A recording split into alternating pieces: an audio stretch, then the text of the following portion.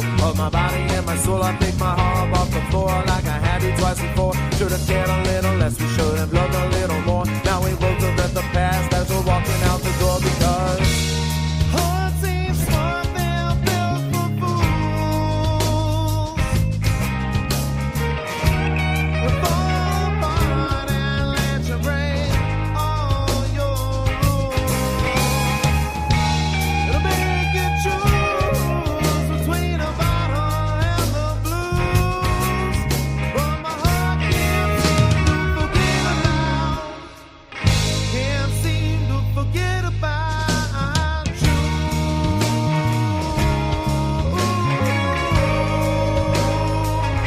Can't forget about you.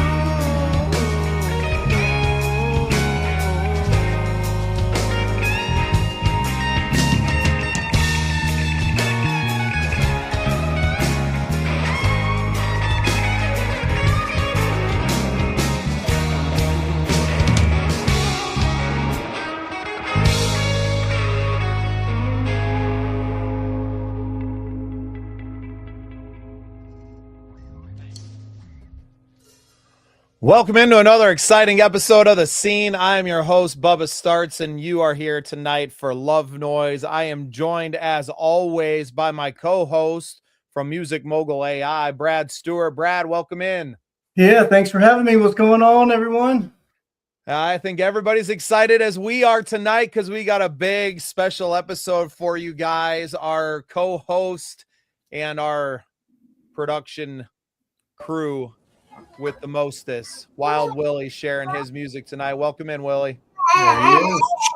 Thanks, buddy. I'm glad to be here as always. Okay. Hi, sweetie. All right. You got to say hi and then go. Better let the boss in. Welcome in, everybody. All right, Hey, no, Monkey, how are you? We're not going to. Hi, Baba. Hi, sweetheart. It's So good to say see you. hi to Tonight, Brad. we're going to be listening to your daddy's music. We're so excited. Just kidding. Are you excited? Hi. Is he going to Say play hi, your Brad. song? All We'll right. see, huh? All right. Awesome. Well, Cheyenne, you be good, sweetie, and we'll see you later, I'm sure, and be hearing more from the boss lady. Willie, we're sharing your music tonight, so it's a little bit different than Hey, shows in the Uncle past. Bubba's talking. I want to know what song is mine. What?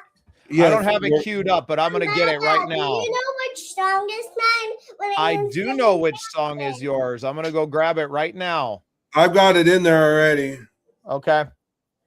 Daddy, I want to watch your iPad. You want me to fire it up? Show on the iPad, Dad. Come on now. Dad, come For on. everybody that's not familiar with the show and its format, it is mostly us being interrupted by the boss there. It's a great time. We usually feature other musicians and invite them in. We ask them questions. We share their music, and we get a lot of great content out of it. Tonight is a very special episode, as Willie, as a budding songwriter, is sharing some of his music tonight. So really excited about this episode. We did play one of them last week on the show, but we're going to get to dig in a little bit deeper today. Now, these songs are written all by you, Willie, but performed and recorded using an app called Suno, correct? Yeah. They performed the instruments. I put in the chord progressions I wanted, the chord I wanted, and the instruments I wanted. And then once I've got everything assembled, I put it in the Logic Pro, and I took the stems and I compressed everything down and noise gate it. I mean, I'm using everything I learned in school to make it sound a little less like AI, because my goal isn't to put this out, but it is to find people willing to perform it. We miss you too, Michael. In fact, we miss you so much, I'm going to send you a link. And if you're available, we'd love to have you on to critique the young Willie with us tonight. So In fact, on your I've got to Facebook. send Michael the music. JP is going to do one of them. And I've just been a little hectic. Yeah, we don't have to get into it too much here, but I know that yesterday was another trying day for you, but you're still here, and you still have your brothers and Brad and I that are always going to support you. Obviously, Michael is here tonight to support you as well. We'll see if we can't get him in the studio and have him chime in with us and to share in the conversation. But Willie, for everyone who's not familiar with you, I want to just give you an opportunity to tell us all a little bit about yourself, as if you weren't the co-host of the show, but as if you are our esteemed guest. Oh, well, a little bit about myself. I am like you said, a budding songwriter. I've been DJ for 5 years. I'm a single parent to an amazing 3-year-old little girl that thinks she's the boss. Well, she doesn't just think she is; she definitely is, Willie. Okay, let's be fair. Okay, and I'm also a college student going to Full Sail University for music production. So I've got my hands in a lot. Plus, I was lucky enough in the beginning of this last month to go to Detroit and win Sound Engineer of the Year. So a little bit about myself. I use my struggles I face to use music to overcome it and face that struggle head on. Yes, you're the host of a great podcast yourself. Yeah, I guess I forgot that part. I'm a podcaster. So I host Soul Impact. In fact, in the state of Missouri just last week, I registered it as a fictitious business. So now I have all legal rights to doing business as Soul Impact. So yeah. Yeah. Awesome, man. Well, great to hear. You are a guest here. Stop getting distracted by trying to produce the show. That's not what you're here to do tonight. If I see you looking at that screen one more time, I'm going to reach through it and smack you. So I can't help it. It comes naturally. Well, stop it. That's not what you're here to do. We're here to learn about you and to feature you and your music tonight. So act like a guest and stop trying to produce my show. Michael, any questions from you for the young wild Willie here, as a songwriter, not as a podcaster or as a award-winning sound engineer, but as a songwriter specifically? Well, I've heard his stuff already, and lyrically, he's very, very gifted. Absolutely. Like, I really like where you're coming from. I'm always intrigued by, are you, just as you're getting going, are you finding your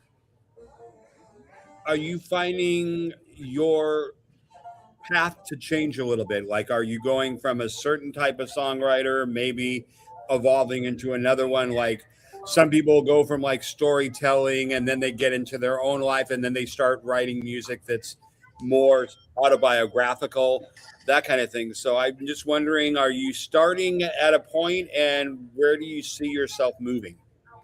Honestly, I'm sticking with the storytelling because obviously that's what I'm comfortable with. Okay. And every one of my songs is a story of my life at some point. And to say I'm never going to leave that point, I can't say that. But for right now, I got so much to say about what I've been through because I want to be able to help people overcome child abuse, whatever the struggles are. And my music all has that message. I will tell you, it sounds to me like you're already connecting two styles, because storyteller talking about his life is autobiographical, so it seems to me like you've already made a conscious decision to fuse the two together, and it's up to the audience to figure out which part is made up, which part is, reinforces, which part is more raw, that kind of thing. But that's good, because the more layers you can add as a songwriter, the better it's going to be. The one thing that Michael, and I'll kind of throw this to you, being the songwriter that you are. Do you find that most songwriters kind of start in that autobiographical lane because that's kind of where we have to speak from, and then that the evolution of that grows into being able to tell someone else's story, and then kind of growing from there? I have to say that's a fair assumption. I remember being an anthemic writer myself, because that's what I do. I have totally resigned myself to the fact that I spend 90% of my time writing anthems. I don't feel like that's a resignation, but continue. Well, I mean, okay. Yeah, I mean, even when my first few songs that I was writing was, I think I was writing how I'm feeling. And whether it was anger, or whether it was frustration, or whether it was love, whatever it was, it always came from my viewpoint.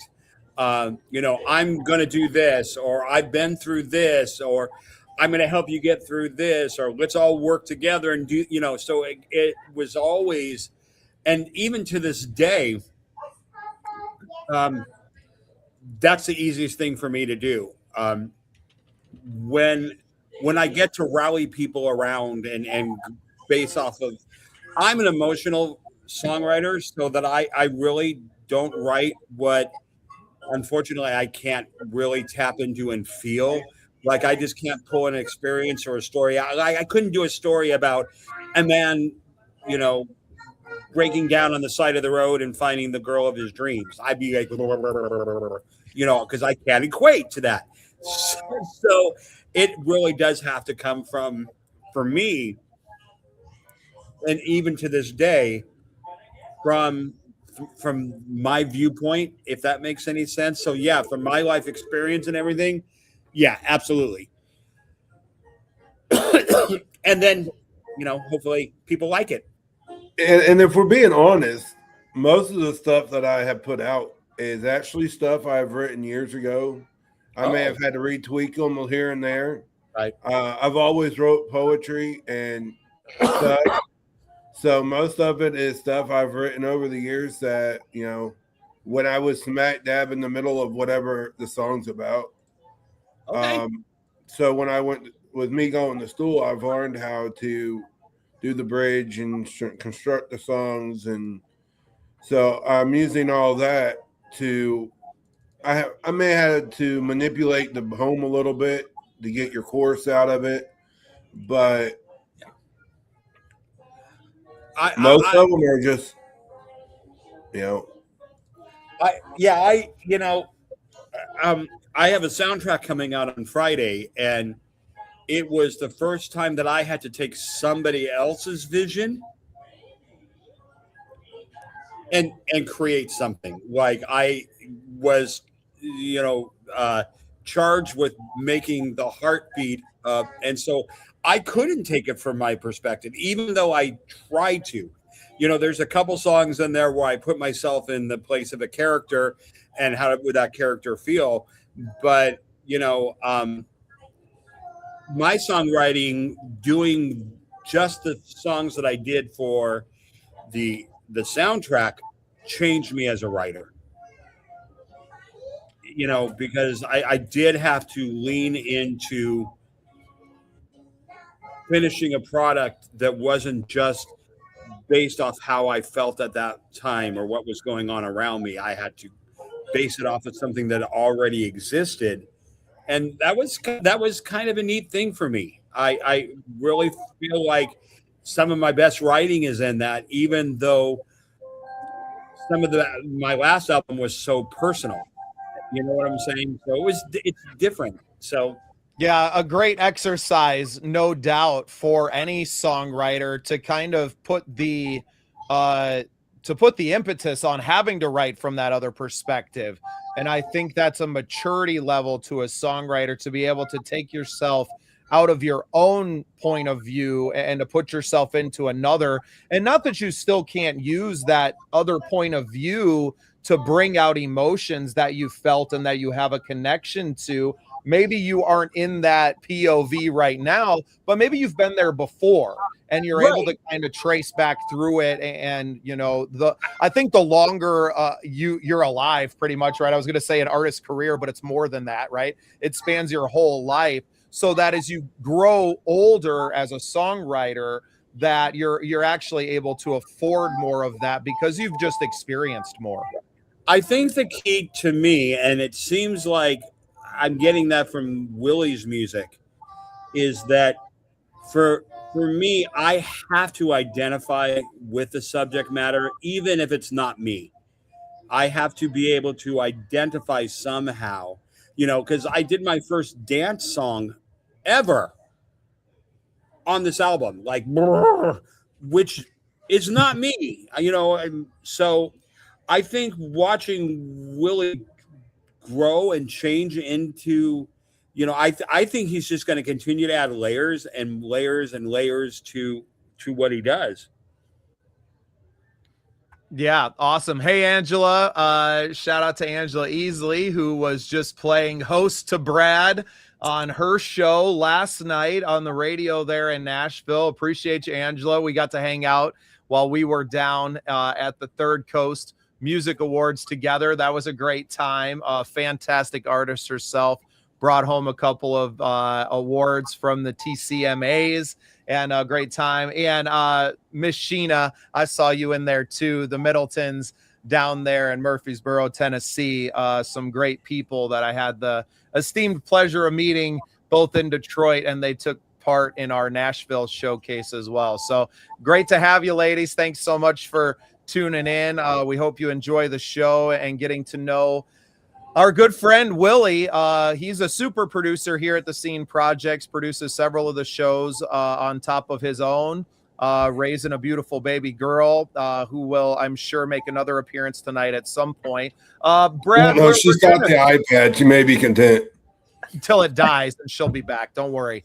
Brad, I wanted to ask, I wanted to have you kind of come in and describe, a lot of what we're kind of touching on is, very directed to the songwriter. Now, coming at it from the business side, right, with your managerial and booking agent experience, how important is authenticity and kind of speaking from a place of truth as a songwriter to the business side? Is it important, or does it not matter at all if the music is good? That's a pretty tough question. Yeah, it's there's a lot of different styles in production. I've gotten to the point where I can almost hear a song and I can almost tell you where I think it was produced. Like LA has its own sound. Nashville has its own sound. Miami, New York, Chicago. Those are kind of the main. I mean, Austin, I guess you could, probably pick that one out too. But you can, there are certain characteristics, in all of those different markets where nuances are there, as far as, how clean it is or how gritty it is, or, as far as from, the instrumentation side. But for what you're referring to on the lyrics, and, I think fans can tell when it's not heartfelt and it's not genuine. And for me, I've always, recommended that artists, Angela and I were talking about this the other night, which she does a lot of production as well. You guys should definitely check her out. She's got some really good stuff going on too. She was playing a song for me that where the artist was really letting it breathe, like it wasn't forced. It was just in that pocket, really well. And I think that really translates. It's all about, I know we've talked about this before, but creating that feeling. And when that is synthetic and it's not felt, I think it lands a little soft. So yeah, I'm all about being genuine and just being yourself. And from the business side, I try not to influence too much of that. If they ask my opinion, I'll give them my opinion, but I'm not going to like force it on them. I would rather them kind of figure it out and them be themselves. I have found that's, I don't try to force stuff. If they ask my opinion, I'm happy to give it, but yeah, I don't try to. And that's kind of a hard line between, the A&R, artist and repertoire division, of what managers do. And there are some people where that's all they do, that's, and that's, there's a skill and a talent for that. And I don't know. I've learned not to that. Like they know better what they want to do with it than I do. I can, of course, give them some tips and pointers on certain things, but I'm never going to tell them you should do this, So, certainly if it's not solicited, if they want to know, sure. Yeah, you leave the unsolicited advice to me, sir. That's right. He's good at it. Just kidding. Well, I think we're ready to kind of play our first song out there, Willie. Since you are, not just a guest, but you're also a producer of the show, you can see what I have loaded up in the queue. I'm going to let you pick which one. Now, you don't have to play it, but what do you want to be the first song here, and introduction to what it is that you do? Honestly, I know we played it last week, but the one that's near and dear to me is the one for Cheyenne.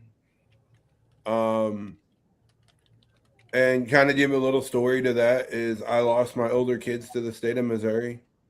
So I lost a lot of who I was. For most of my life, I wanted to be a dad. And then I lost my kids and I was lost. Drinking all the time, heavily. And the song is inspired about turning my life around again when I found out that I was going to be a dad. So, near and dear to my heart. I don't call her name in it, but, it's about her because it says monkey in it. And anyone that knows monkey's her nickname. And I did it that way. That way, if someone did decide to write it, or not write it, but sing it, they didn't have to worry about singing somebody else's kid's name in a song. So when I put it in the poem, it says Cheyenne, but I tweaked it a little bit because I am trying to sell it that way. It's more fitting. Awesome. Well, this is Little Hands, Second Chances by Wild Willie.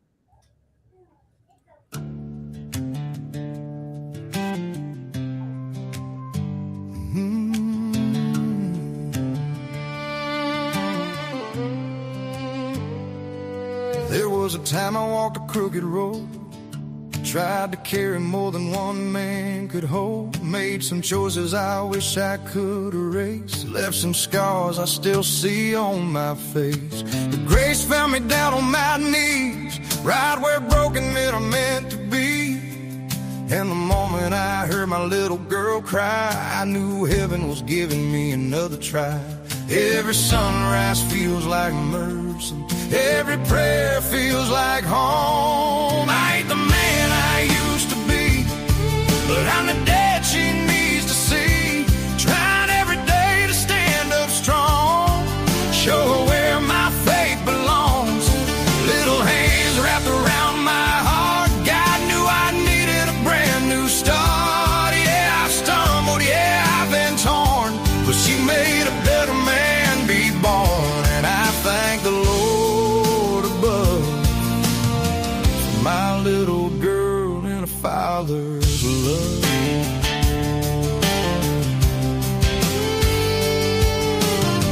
I sit beside her bed, pray the prayers my daddy said, ask the Lord to guide my way, so I can lead her every day. I tell her stories about grace and light, about wrong and how to make it right. 'Cause the past they change when you believe God can turn regret to legacy. I ain't the man I used to be, but I'm the dad she needs to see. Trying every day to stand up strong, show her where my faith belongs. Little hands wrapped around my heart, God knew I needed a brand new start. Yeah, I've stumbled, yeah, I've been torn, but she made a better man reborn. And I thank the Lord above for my little girl and her father's love.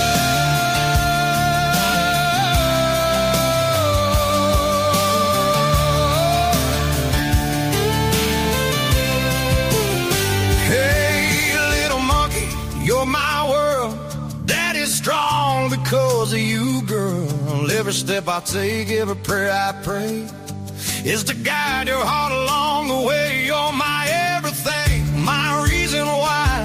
The light God placed here in my life, and when I hold your hand, I see the man I'm meant to be. I ain't the man I used to be, but I'm the dad she needs to see. Walking closer every day, letting God lead the way. Little monkey, you're my heart. You're the reason I found my star. Yeah, the past tried to hold me down, but grace turned my life around. Now I thank the Lord above for my little girl and a father's love.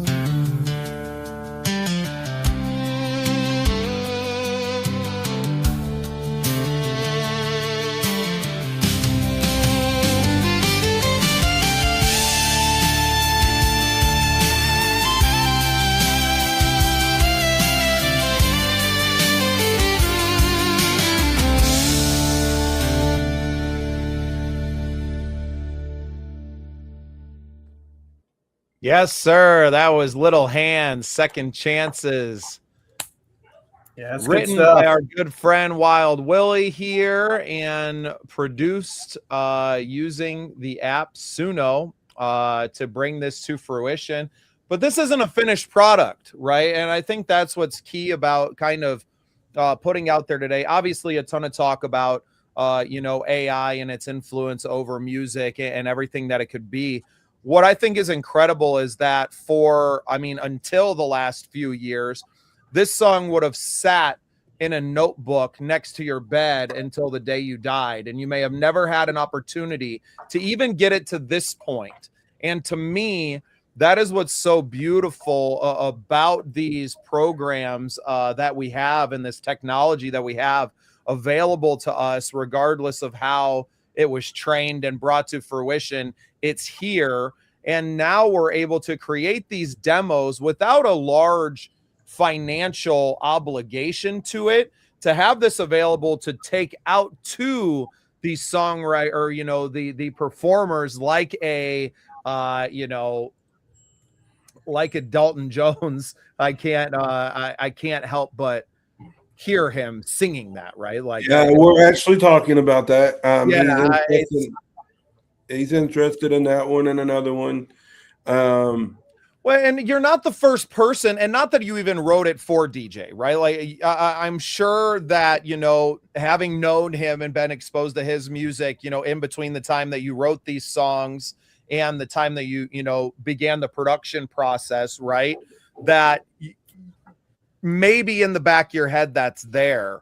But people have been doing that and writing for others' voices and doing that, especially in a town like Nashville, Brad. And you can kind of hit to this, that, there's plenty of songwriters that are out there writing for other people.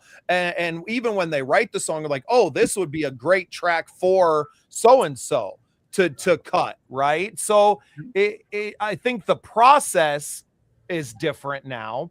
because it may be a lot faster and a lot cheaper than it ever has been. And, you know, my heart definitely goes out to guys that have been working as essentially demo performers in Nashville and helping people that are songwriters to cut these to go up the chain, right? My heart goes out to them, but we all have to find a way when new things come to light. So while my heart goes out to them, I'm not going to rail against what I find to be an incredible tool for furthering human expression.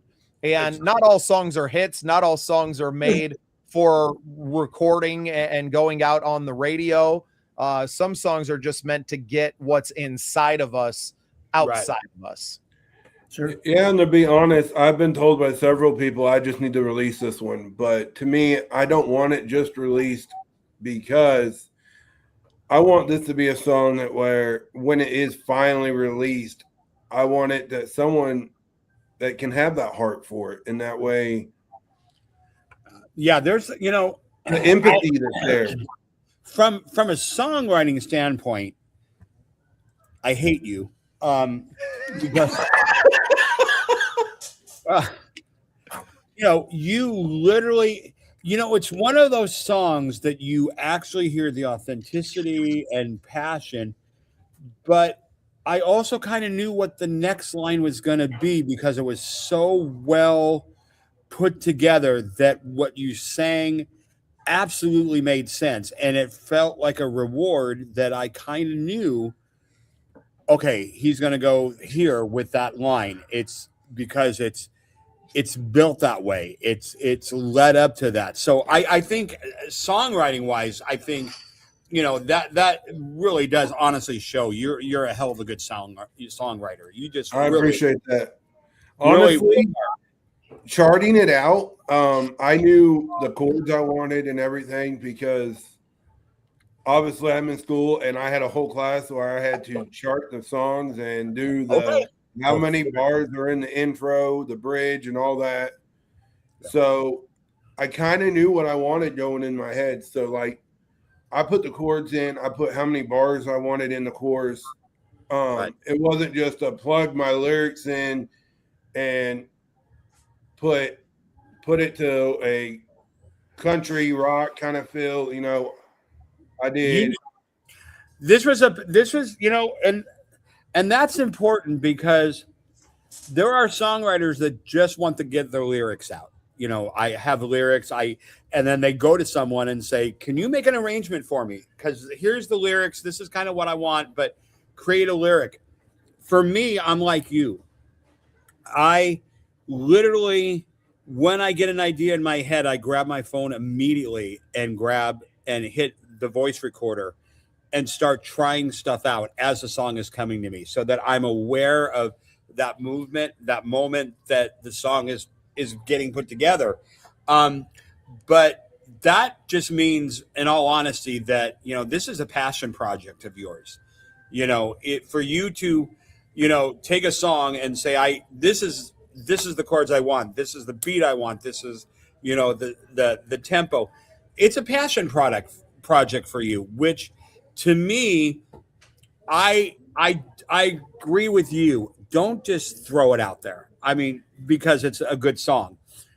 Make sure that it's the product that you envisioned when you first started writing the lyrics, you know, and if you have a sound in your head, you know, if you have a certain kind of, you know, singer that you want, you know, obviously I kind of laugh because I would imagine if you were a singer, that's what you'd sound like.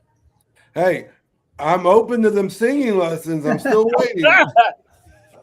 You created a really hard song. I'm open. Listen, to be 100% honest, I have actually been playing with Logic and playing with the melodies in my voice and actually trying to record it. How is it coming out? Horrible. I am not a singer. It's coming out horribly. Now I can add the EQs in some parts. It holds really well and all that, but on them long notes. I can't hold the long notes. Yeah, those are big notes. They're big notes, and there's a lot of what singers call color to them. You know, there's it's not just a there's a there's that growl that doesn't overtake the song, but really is just there as an enhancement. It's you will find a singer that will work on that. I mean, we'll be able to do that. But to me, when I heard it, I'm like, this sounds like what Willie would sound in my head if Willie was singing this song. It sounded as soon like as I get those singing lessons. Yeah, It might be. But no, Bubba, to hit on what you said, actually, I didn't even think of Dalton when I was writing this. I know what kind of music I like, and that's the kind of music I was writing for. And actually, it just happens that we know somebody that fits in that lane very, very well. And it was actually, you're the first one that brought it to my attention when I first let you hear it. You're like, you need to send that to DJ. I'm like, okay. But it still didn't register to me. And I'm probably, I ain't gonna lie, Cheyenne makes me listen to that song every day. On repeat sometimes. So I got into where, and see, that's another problem where I struggled is I never wrote these to be songs, to be 100% honest. These were always poems. Oh, wow. So when I wrote them down, I wrote it and kind of forgot about it. Well, with me turning into the music, one of the struggles I dealt with was knowing the words, to be 100% honest, because I didn't write them to memorize them. I wrote them because of how I was feeling. And that has been, thank you, Nate. I appreciate that. But I wrote them out, I wrote them because of what I'm going through, and to be able to play around, even to be able to play around with it logic now, comfortable enough in my abilities that I've learned at the 6-7 months I've been in school. That's amazing. Do you feel like that's a little bit of a happy accident with taking the classes? Because I knew that you got into school, to further your production skills, right? To go from sound guy to sound engineer, and now sound engineer of the year, that you have now found a voice for your own words and for your own feelings, and are learning skills to help you express yourself, even if you don't become an artist and releasing music, that at the very least you've been able to take these things and you've expressed yourself onto paper, but now you're able to take that another step, and being such a big music fan already, this kind of being a natural progression of those skills. Right. Oh, absolutely. When it comes to me being in school, I never took school to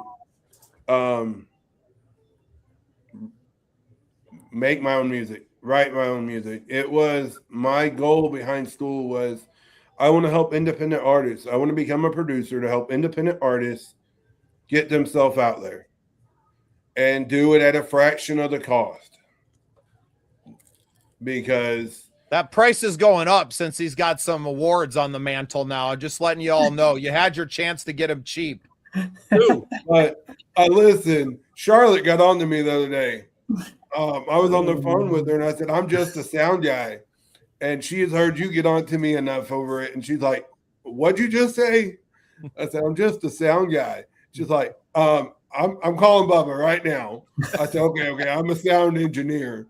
But, well, an event planner, and I would say becoming a mentor for artists around you as well, which is a role I think all four of us on the show today, even if we don't always accept that role willingly, that we are, right? I mean, Brad's been giving advice, whether solicited or not, on in his career for decades, and Michael in the same way, especially as you got into that coaching space, right, and teaching space, that you can't help but to mentor these I would say young people, but it's not always young people, right? It's just less experienced people around you.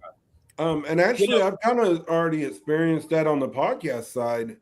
I was on a show the other day, and the dude wasn't in the show very long, and he's like, "How do you run your show so smoothly?" And I said, "It takes time," and I was just giving him pointers. So it actually kind of already come a little bit, not even a year, and I was up for three awards. I mean, I never, when I started this journey, did I do it for any recognition. To be honest, I started DJing because I wanted to make the era of 80s and 90s and 70s music popular again. And I'm not just talking country. Yeah, I'm a diehard country fan. But he's also bringing sexy back, boys. I'll just let you know. No, you better not have that video queued up. You better not. Don't you worry. I'll have more videos come May. That's awesome. That's awesome. Thanks, Nate. I really appreciate that. Yeah, Nate was one of them people that got to experience me losing my kids. So through with me, and he's a great friend. Yeah, well, we appreciate you tuning in tonight, Nate, and always being there for our guy. None of us have known Willie for longer than 9 months. So almost a year. Almost a year. Yeah, but, closing in. This episode is kind of special today itself. A year ago, I broke my arm. Wow. Working on my house. And now the arm is healed and the house is done.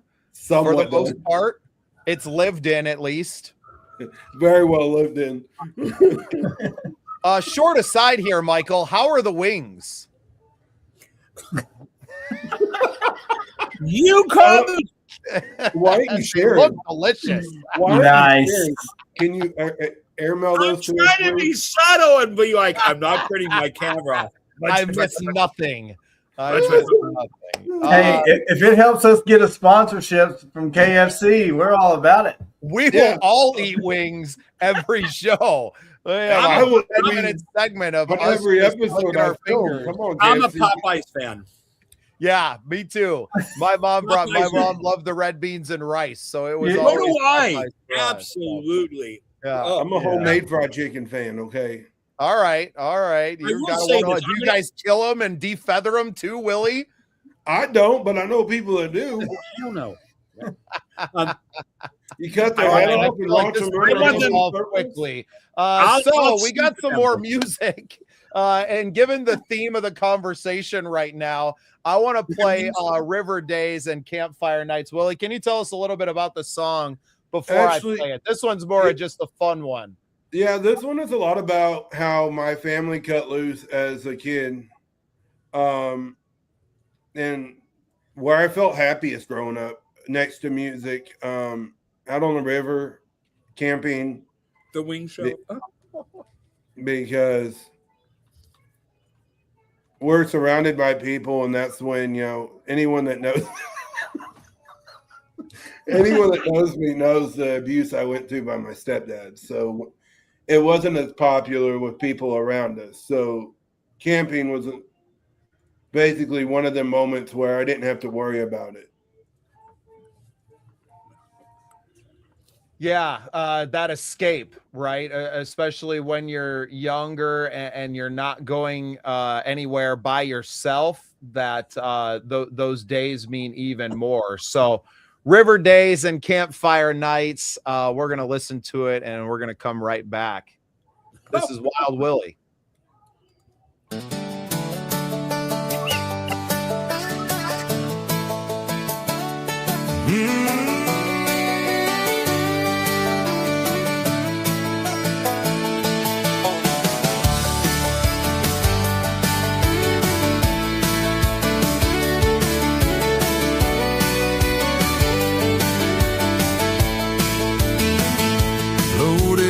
Before the sun came up, cooler in the back and coffee in my cup. Kids in the seats singing every song wrong. Mama laughing saying turn that radio on. banjo picking through the morning air, headed for the river like we ain't got a care. No clock, no stress, just a gravel road ride where the water runs slow and the worries slide. We're floating down the river with the sunshine high, banjo ringing in a blue sky, steel guitar crying like a summer breeze, kids splashing water from the inner tubes, lit cold drinks passing from hand to hand, laughing with the people that make life grand when the sun goes down and the stars ignite. This river of days and campfire nights. Two train drifting down the lazy band, banjo picking while we sang again. Speaker on the cooler playing country loud, whole riverbank turning into a crowd. Rope swing, swinging off a sycamore tree, grandpa shouting, save a jump for me. Time slows down when the river rolls, best kind of living is a free flow soul. We're floating down the river with the sunshine high, banjo ringing and a blue sky, steel guitar crying like a summer breeze, kids splashing water from the inner tube, lit cold drinks passing from hand to hand, laughing with the people that make life grand when the sun goes down and the stars ignite. This river days and campfire nights.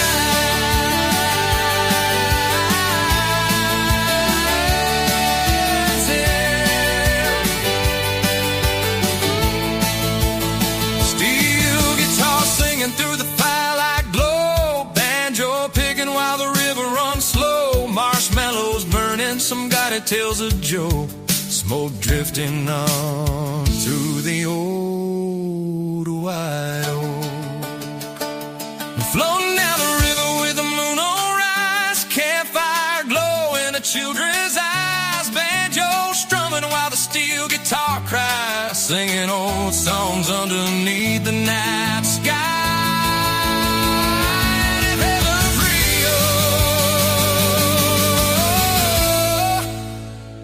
Bet it looks just right,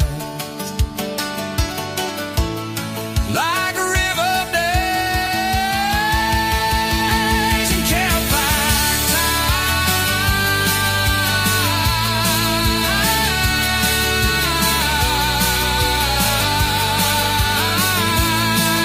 nights. Steel guitar singing,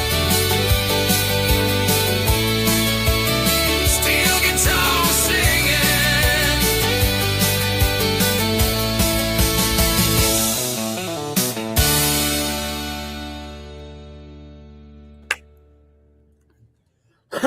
Okay.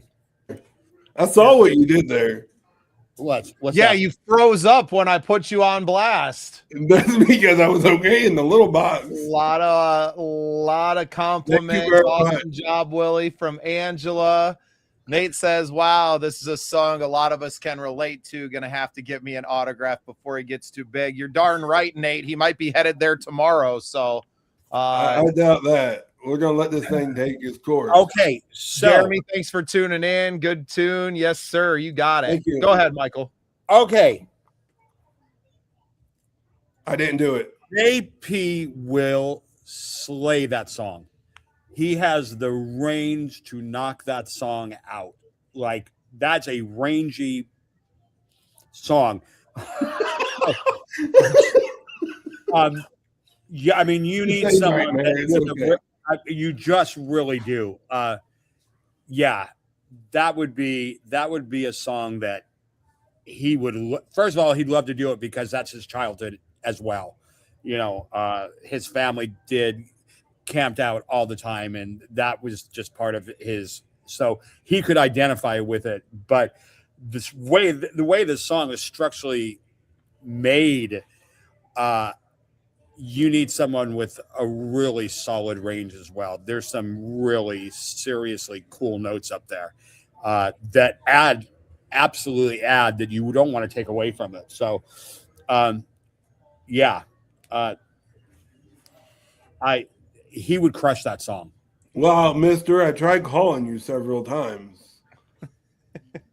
Yeah, I'm yeah. hard to find. I tried calling your cell phone several times. He's live to on send the that one to Scene you. Project's YouTube channel 6 times a week at this point. I will look this up, and I'll find. Maybe you have the wrong number. No, don't say my number on.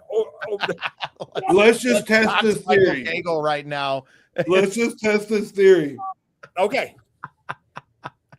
No, and I mean, I grew up, when we moved from the Chicago area, and not that we hadn't gone up to the Northwoods of Wisconsin and camped out every summer for 4th of July. When we moved from the Chicago area out to South Dakota, we lived in a tent for 3 months while we cut all the trees down on this acre of land. We dug a hole and built a basement. And yeah. Is that your go-go gadget watch? What are you doing? What? I hung up, Michael. Was that you? That was me. Tell me I don't have the right number. Okay. Okay. Well, it showed up and it said backwoods. And for, most of the life, the people from the backwoods haven't treated Michael that well. Oh, Jesus, where are we going with this one? I don't know. You can't put the 4 of us on one screen. It devolves quickly. I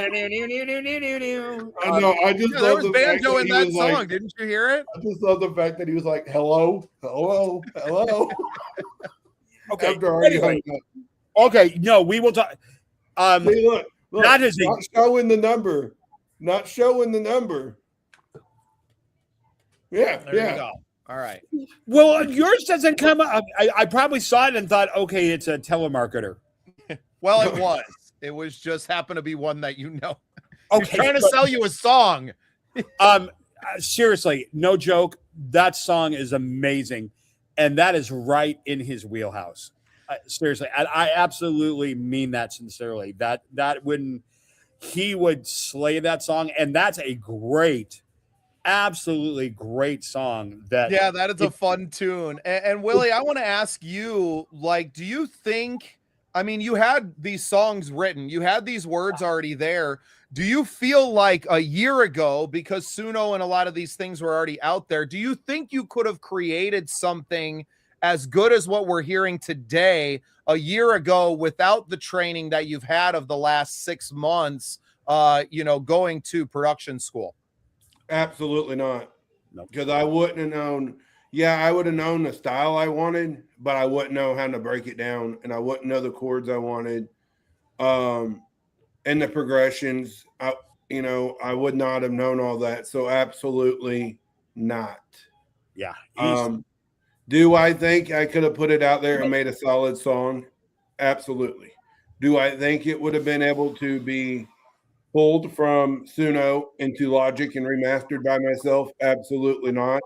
And I probably wouldn't ever have showed it to anyone. Okay. Because I wouldn't have been comfortable in it, because every one of these songs I did, it wasn't just the first time getting the song and, I like that one. I took 4 or 5 versions. Actually, Cheyenne's song, there was 15 different versions created. Because it was right. And I think that a lot of people, because most people are only using AI to develop a caricature picture of themselves or whatever, and it spits it out first try of that they think everything like that works for music. And I've had enough experience with people who are creating using, Suno and others to know that that's just not the case. It takes a lot of work. Now, obviously, you're able to bypass the decades possibly of learning an instrument to be proficient in that. But you are still working to bring this to fruition. It's not just plug the words in and it spits it out perfect. Right. And that's the thing. I'm actually working on one of the songs. I'm actually have it in my DAW, and I am actually using the plugins I have, and you can actually chord the instruments on Logic. So one of them I'm actually chording it out. That way, if I do ever decide that I want to plug it in and play it, then I can. But I don't see me singing my own stuff. I've been told I should, but I don't see me doing that because I will have to give you an on the house vocal check and figure out what seriously. Can we do that live on a show? No, and for Michael no. to be like, yeah, no, you're right, Willie. You don't need to sing your own no, stuff. I embarrass myself enough on live. We know plenty of good singers, buddy. We got you. Just keep writing, and we're gonna work Listen, on the rest. I could upload you one that would embarrass the tar out of me, and we're just gonna leave it on my computer. Okay. Well, when I work with people, it's a complete safe zone. I don't care if you mess up. You know, the only way that I can tell if somebody can or can't is if they just go for it. You know, I get a lot of students that they'll hold back. They're afraid of singing in front of me, so they'll hold back. And I'm like, I can't tell what you can do because I can tell that you're not really doing it. I'd rather hear you crack and make mistakes going for something than hold back and I don't know your potential. So like, give me a song right now. Sing me something. Twinkle, twinkle, little star. No, just kidding. Oh boy, you're gonna put me on the spot. Yeah, I'll just, you know what, Michael, we'll just have him. We'll play one of the next songs, and no, we're gonna do it. And we're gonna do it. We're gonna do one that I know, and I practiced the lyrics on, and it ain't none of those. All right. What kind of music? What kind of? Hold up, I'm working on it. Okay. Brad, would love your take on some of the things that we've been, talking about in here, the process and the progression of Willie's career, albeit very short. I've just been, as you guys have been talking, I've been sitting here thinking, like the work that is done before you go into a studio is massive. Like the pre-production side of things,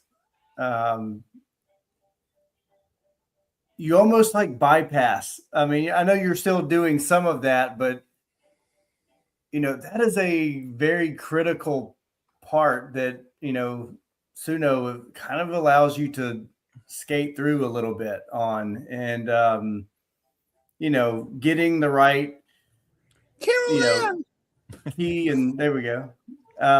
Getting the right chord progressions and the right structure, and making sure it's in the right key, and mic placement, and like there's so many little things that go into pre-production that a lot of people don't realize. And I would take that even to a lot of bands that are writing songs, in their rehearsal space, and they're coming up with it, and they think that they're going to like refine it in the studio.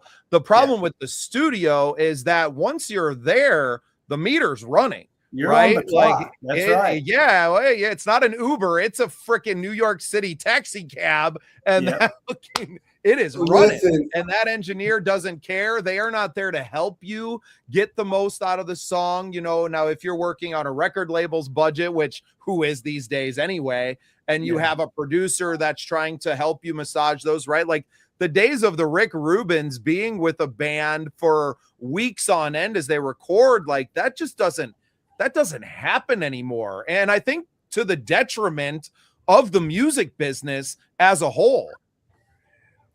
Yeah. I was also just thinking about, I know we talked about how the songwriters might be feeling some pressure. It's also the session players, the hired guns that are hired to play when an artist doesn't have a band, and they can just hire the session players to come in, and that is another talent. Well, because a lot of those guys, Brad, were making a living off of just producing demos for people, right? With no intention of that song ever being released. And like I said, my heart goes out to those people, right? The men and women that were out there, creating on that scale and for that purpose, my heart goes out to them. But you either adapt or you get left behind. And it's now up to them to like, well, what about all those things that you were creating in that time that you wanted to bring to fruition, but you didn't necessarily have the money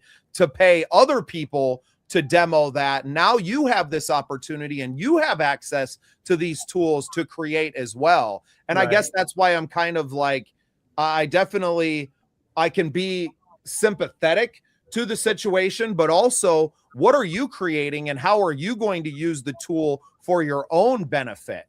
Right. See, this is what I want. I want to be able to use that, what I've created, to find the people that are talented enough to actually put that down.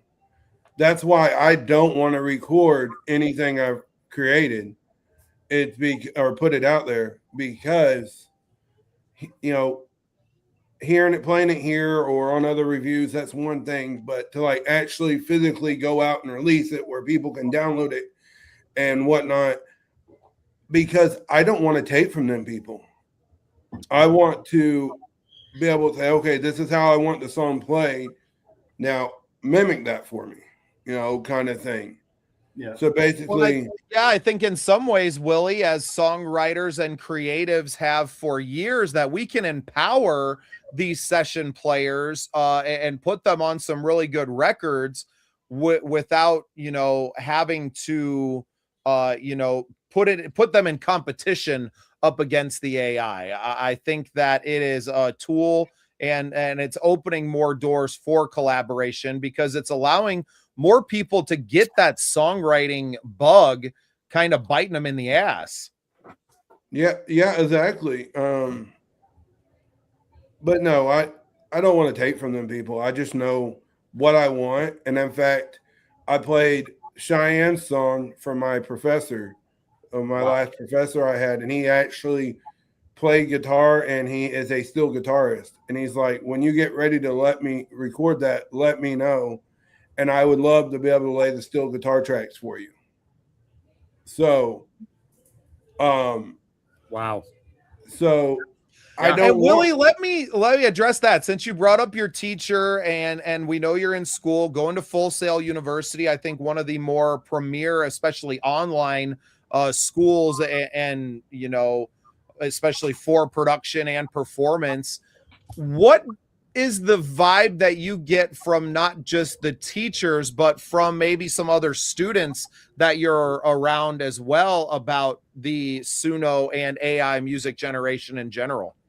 Actually, it's been really encouraging. Like, I don't talk to a whole lot of people I'm going to school with, but there's been a couple, and they're like, man, I know artists. And so it's actually opening doors to where I'm getting my music heard from people outside of my circle.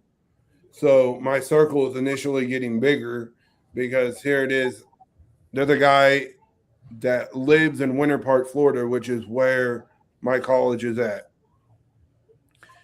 And he says, I know people down here in the music industry that would absolutely love this song. So connections are being made. So he's like, and one guy told me I should put it out there. No, I don't want to, because for the reason that Brad said, I don't want to take. And also I don't feel like, oops, sorry, cat, took a tumble, that you are not chasing an artist career, right? It is not your dream to be someone who is on stage. And even if you got thousands of hours of coaching and teaching from Michael Cagle, would you even be comfortable with that? Absolutely. Did you say millions of hours, Michael? I'm sorry, I didn't hear. Listen, absolutely. And I got a song keyed up. I don't know if you'll be able to hear it, but I'm not doing anything a cappella, so I can guarantee that. But I'm going to play you a song and sing you a song, and it's going to be horrible, so get your earplugs. Should I grab a chicken wing? Sure, grab your chicken wing so you can have dinner and a show. And just so happens it's one of my favorite songs. It's a Randy Travis song. It's Three Wooden Crosses by Randy Travis. Love the song, always have. So shoot me later. I I don't know if you're going to be able to hear the audio, so it may sound horrible.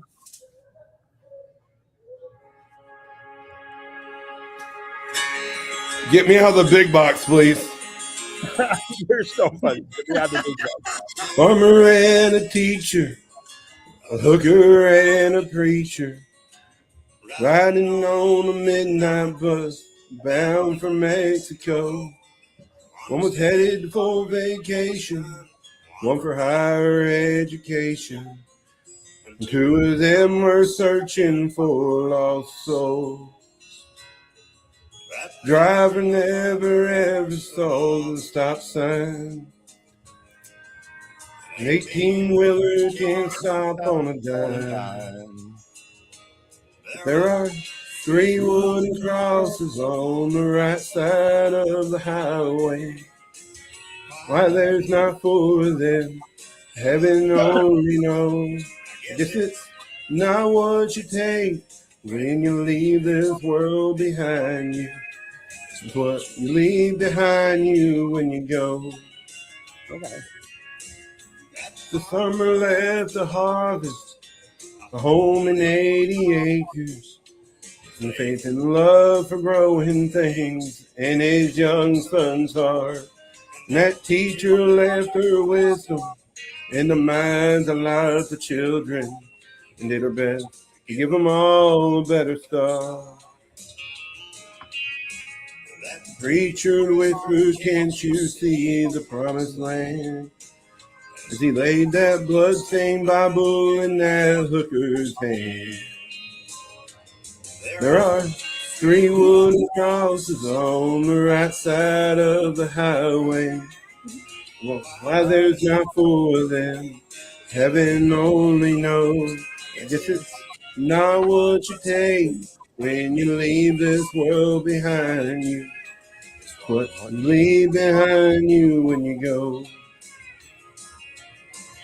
That's the story that our preacher told last Sunday, as he held that bloodstained Bible up for all of us to see. He said, bless the farmer and the teacher and the preacher.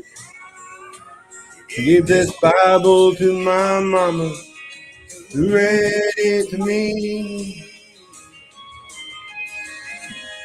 There are 3 wooden crosses on the right side of the highway. Why there's not 4 of them, hell, I guess we know. Not what you take when you leave this world behind you. It's what you leave behind you when you go. 3 wooden crosses on the right side of the highway. Bravo, Willie. Okay. Well, first of all, I am the singer. commend you. Seriously, you are fearless to be to be willing to sing just and jump into it. I commend you. You don't have a bad voice. You really don't. I don't have a great one either, though. There's a couple of things that were working against you. When you're nervous, which you were, I was really nervous. yeah. When you're nervous, no matter how hard you try, the tremolo in your voice, you start getting a little shaky. That just happens. And then your breathing goes to shit because you're all nervous and I don't want to be here anymore, but I've committed. So, but there were things about you. The tone was good. For the most part, you were on pitch. There were a couple of times you varied into your own lane, which sometimes works. They're from Missouri. They don't even have lines on the roads. We do in some areas. You leave me alone. But no, you're not.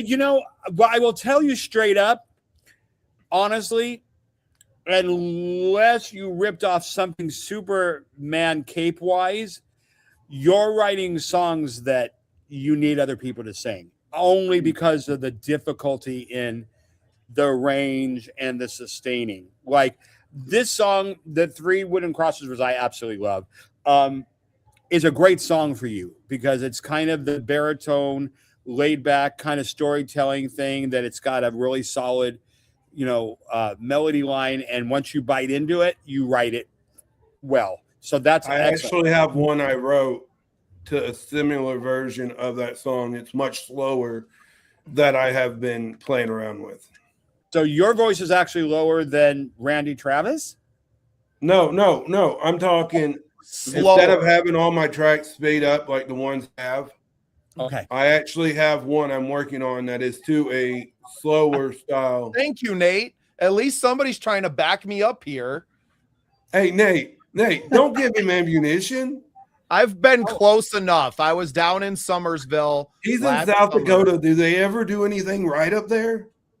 No, we do them all left turns. It's like NASCAR, buddy. God, I feel like a wild. Where are you from? Where are you stationed at?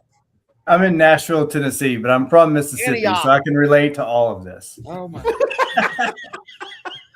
I'm from New York, went to Vegas, went to Nashville for almost 2 years, and now I'm in Seattle. So Brad is south of Nashville, tucked away in some little hillside. Like it's not like he's downtown. What city? Yeah, I know. He disappears in the camera often. He's see? I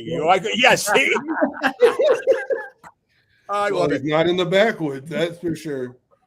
Yeah. So the backwoods, you're like, are we talking like literally no paved roads? It's like everything's gravel and In dirt. some parts. In the town where I was raised here in Missouri, there's 390 people, and there's one paved road through the whole town. The rest of it's dirt road. And they're all cousins. No. I hibernated to get away from my stepdad or my biological father to Missouri. I'm originally from Florida. So, no, I'm not really, to the exception of the ones that live up here that are related to me. I'm not related to anyone in these towns. That's why my wife left her hometown, was to find a breeder like me. Wow. That took a cold. But now I do have to be careful. But I do have to be careful because most of the people in the area that I live are related to my ex-wife. Yeah. So I got to be careful. We froze when I do Michael. It put was too myself much. back up there. It was too much for him. I'll be careful and be like, I don't know are if you he's related to this physically person? frozen with a finger in his eye or if it's tech. I'm going to remove it from the stage. Michael, if you can hear me, you might have to leave the studio and come back. We're breaking the internet tonight. Oh, funny stuff. Awesome, man. Thanks for singing for us, Willie. That was really awesome, man. You're a courageous soul. You ain't gonna lie. That was horrible. I was hella nervous. That's okay. I can sing in front and do karaoke all day long. I was gonna say you do karaoke for a living, man. Like it's not that much. Yeah, different. but not most of them people are drunk. Fair. How do you know Brad's not drunk? Yeah. Yeah, there you go. Are you Brad? No, but I was just saying, how do you know? All right, Yeah. Willie. What song are we gonna do next? Do you want to do When the Hope Dies? Can we do that one next? We can do that one, but I would if we can do two, Sure. I would like to do She Stood Between first. Okay. I uploaded it in the top part. I did not realize that. Okay. It's whatever. They're all game. Okay, so She Stood Between. Tell me about the song. That is actually yeah, you can come in here. I'm busy, baby. Okay. But that one actually, my aunt, who I happen to be really close to, literally, she lives 50 feet away from me on the next adjacent property. Growing up, once we moved to Missouri and my stepdad got real abusive, She was that person that went to bat for me when my mom was gone. Hey, shh. Oh, we'll climb up there. Oh my gosh. Shh. But she was that person that when my mom was at doctor's appointments and my stepdad was abusing me, she would literally, he was 300 and something pounds. Okay, in a little bit. And she's maybe 120 soaking wet at the time, would stand face to face for him and would keep him from hitting me. So that's the story behind that song. I love it. Well, we're going to talk a lot more about it when we come back. This is She Stood Between by Wild Willie.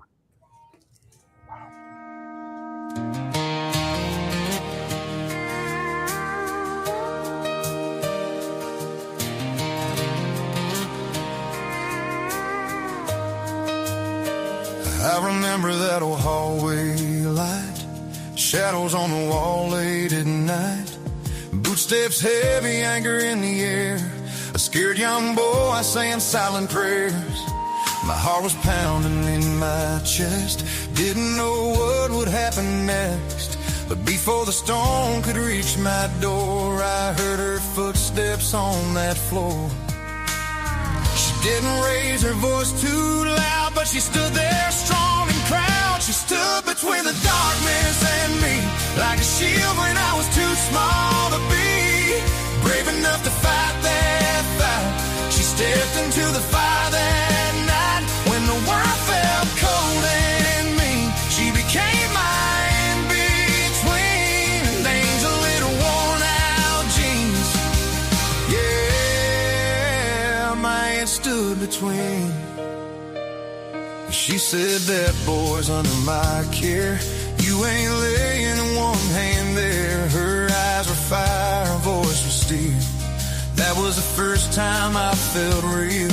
Not every hero wears a crown. Some just refuse to back down. In a house with fear had been routine. She was the calm I'd never seen. One woman standing in my door changed my life forevermore. She stood between the darkness and me, like a shield when I was too small to be brave enough to fight that fight. She stepped into the fire that night when the world felt cold and mean. She became my in-between, an angel in worn-out jeans. Yeah, my aunt stood between.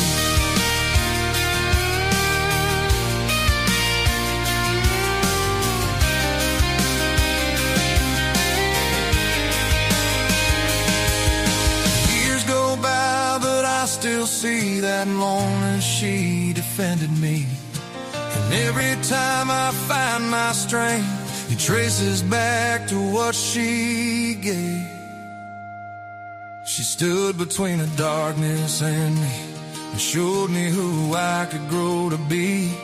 Now when life tries breaking me, I remember that bravery when the world felt cold and mean. She was love I'd never seen, an angel in worn-out jeans. Yeah, my aunt stood between. My aunt stood between.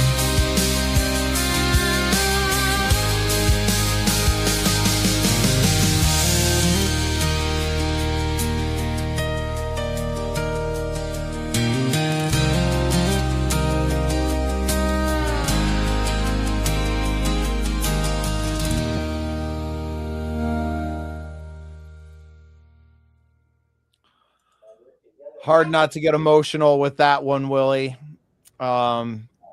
First of all, I'm very sorry that you had to grow up that way, but I'm also very thankful that you had someone to be there and to protect you, and someone that's still there for you to this day. Have you played that one for her? Yes, I have. Several times, and she's how super many proud of buckets it. full of tears did you catch? No, that was one I wish I would have caught the reactions to. But I had read her the poems years ago. So she knew some of the words because like I said, it was a poem originally.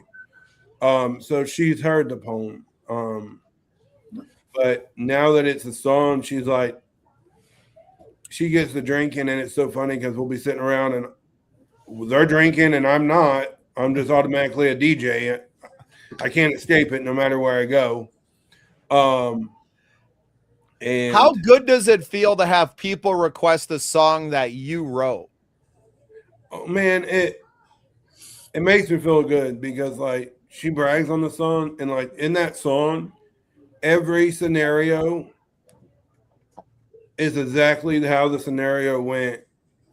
Granted, I left out some of the graphic details, but every scenario in that song is a scenario that she has actually done and dealt with. And, you know, yeah, I'm I sure can the honestly, memories that it conjures up for her, and it's not like she wasn't scared in the moment as well, but she never let her fear get in the way of her calling, which was to be your protector when you didn't have it. Yeah. Wow. But- You are a. I mean this. nightmare. Huh? I know. A nightmare. I know. Get out of here with that. I mean this sincerely. I really honestly mean this sincerely. I really mean this. I am not joking at all. You are I can only imagine you're a phenomenal sound guy. There's no doubt about it. Your amount of detail that you do with even the way you write songs. I bet you're a hell of a sound guy. But you need to change that because you're not just a podcaster or a sound guy. Dude, I'm trying not to throw the F-bomb in here, but you are a songwriter.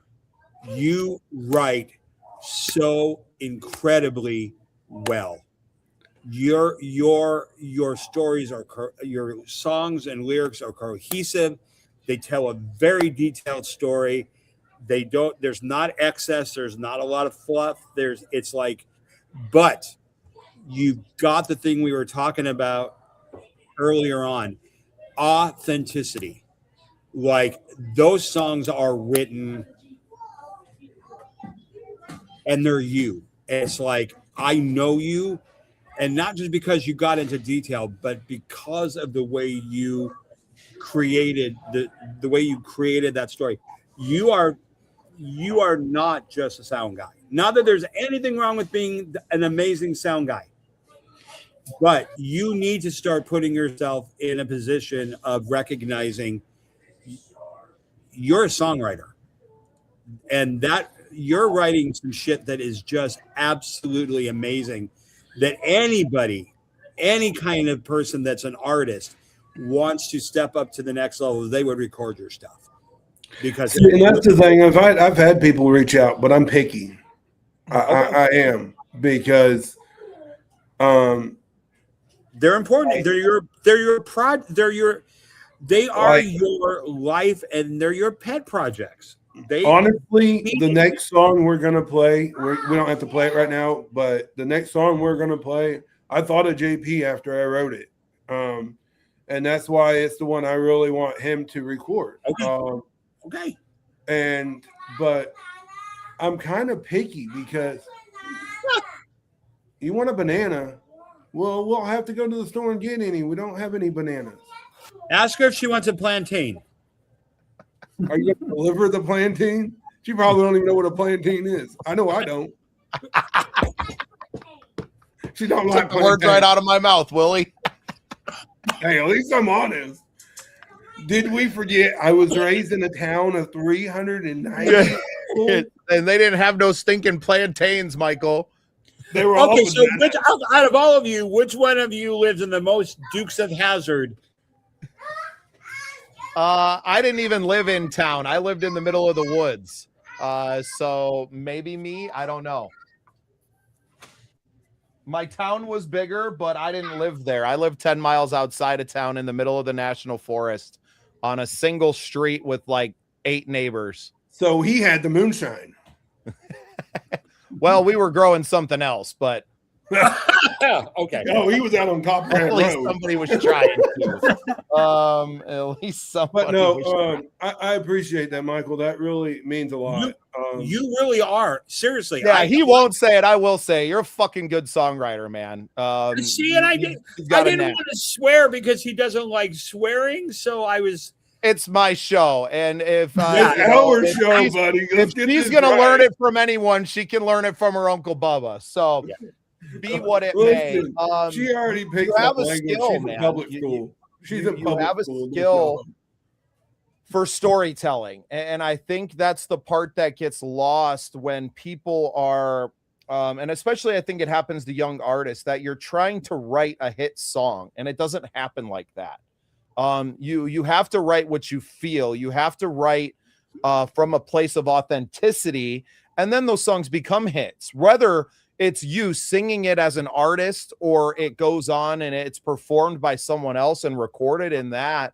And I think that's kind of a superpower for you, Willie, because I'm trapped in that I'm writing for me. I'm writing songs for me to sing them. So then I'm limited by my own ability. Now I'm very fortunate to have ability, right? Not to the Michael Cagle level, but I can sing. I have a fairly large range. So, and a fairly large range of styles. And I think that may have been my hardest thing of like building a profile or building a portfolio rather, is that as a songwriter, I'm all over the place, right? I mean, I used to call my style of music rockabilly reggae funk, right? And then when that was too much of a mouthful, now I just call it modern gypsy rock, but still, what the hell is that? Right?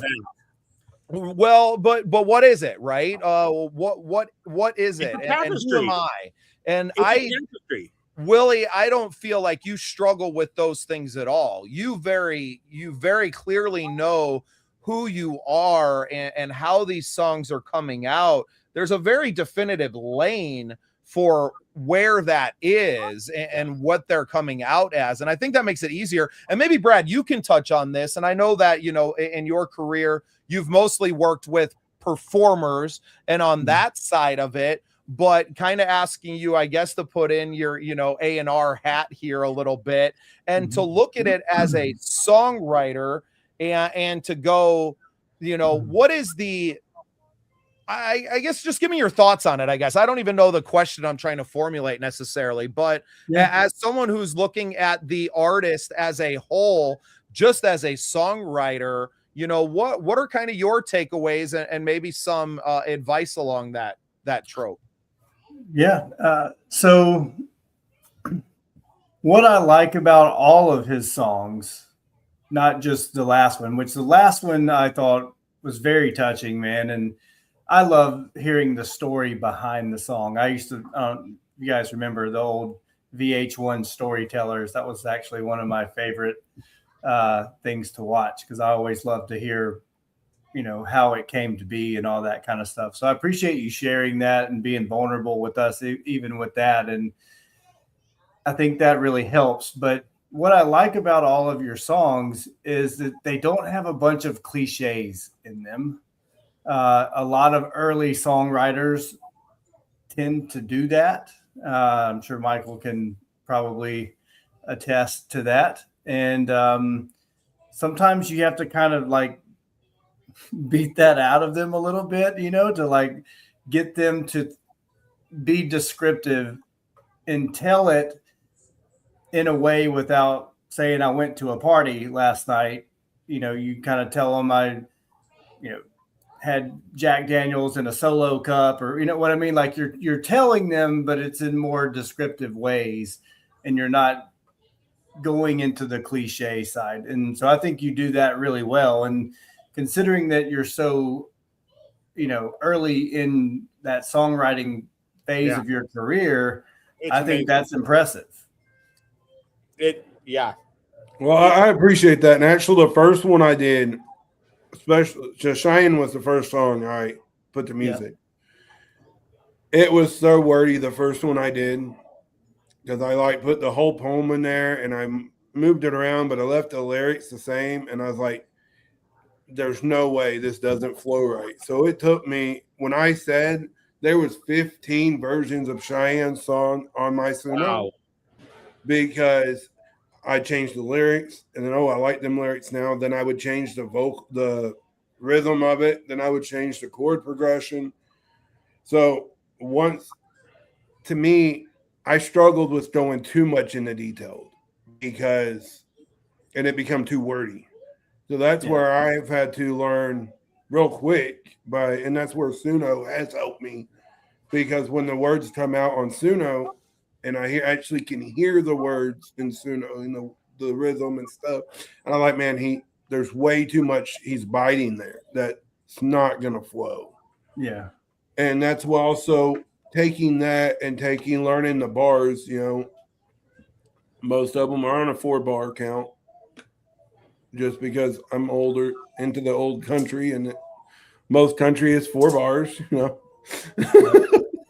So I've had to count my lyrics, especially now I got some stuff that I have recorded on my phone that I've been singing the lyrics down, and I'm sitting here doing that 4-bar count, and I was like, okay, that's too wordy. Let's record it again and do it differently.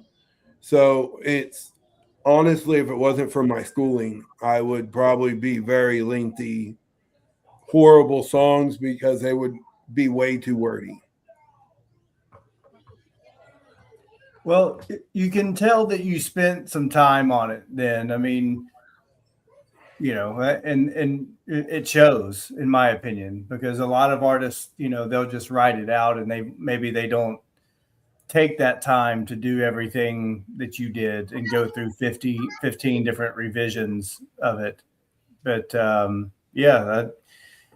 that's what I've been impressed with, is that I know that you're fairly new to this, but you have stayed away from those cliches. And on the business side, and even from a fan, when you start using a lot of those cliches, it kind of just shows inexperience. Doesn't mean that you're not good or anything, but you didn't have any of that in there, I thought. So I thought it was really, all of them have been really well put together. So I commend you on that for sure. And I think part of that, what helps is that he does approach things from a storyteller perspective. And storytellers like to create, visual images, so that you're understanding, this is a man, this is where he's standing, this is what he's facing, this is what, and they have to set that tone and description so that you can, physically, you can visually see the person there. You can see the imagery. You could see Monkey in Cheyenne. You could see, you can see the mom standing in between. You created that visual. That he's right. It's really hard to do. You definitely are a storyteller, which, coupled with your ability to not be afraid to be authentic and real and say this is really a strength. Willie needs to start his own record label so he can sit back in the studio that he built behind the board and be like, hey, great artist, I think you got a lot of talent. Here's a song I wrote. Go sing it like this, and I'm going to record it, and we're all going to create some really beautiful music. Yeah. You're a really humble guy. And, I know you feel good about your accomplishments, but I really don't think you realize how good you really are. I don't. I'll be honest, because no.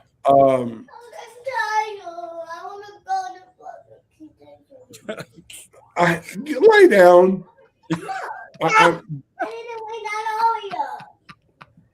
Okay. Well, just if he wasn't humble, he has that little girl to put him in his place. I was going to Yeah. say, she's just not going to let him have his spotlight right now. So. but, Not at all. honestly, I don't even look at it as me because I'm doing it for her. Like I'm getting healing out of it. But I want to show her that you're never too late to chase your dreams. I've always had an interest in being a songwriter, to be 100% honest. Right. But I didn't know how to achieve it. And I believe, and it goes hand in hand with my podcast, that music heals. And I want my music to have that effect. When I find the perfect fit, almost like the Cinderella artist for my songs, I will make sure that glass slipper fits,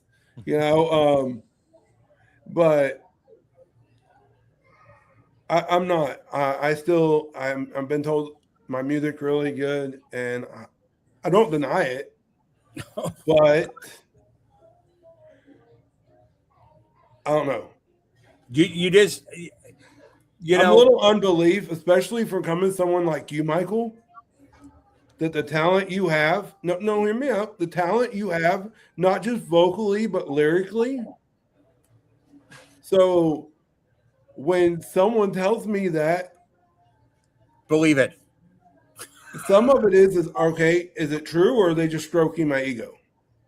And I'm being 100% honest, because a lot of it is. Nobody's stroking you here, Willie. Not undeservedly, anyway. You earned these strokes. Where I'm at, because growing up, people would stroke my ego to get something out of me, We don't need to talk about horrible with my hand movement. I realized that after the fact. But if they wanted something from me, they would. Cheyenne, your legs are perfectly fine. It's falling off, Dad. It's at least that's what it sounds like from here. Well, since it's getting close to bedtime, we better play our one last song that we got for today, if that's all right with you, Willie. Tell us about this last one. Watch your mouth.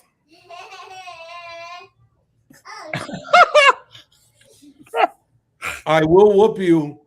Uh-oh. On air. We're doing this. We're doing it.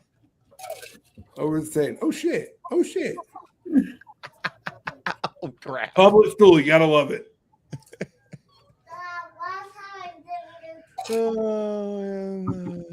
Okay, so this song All right, is so this last song, Cheyenne, give me a minute. I'm almost done.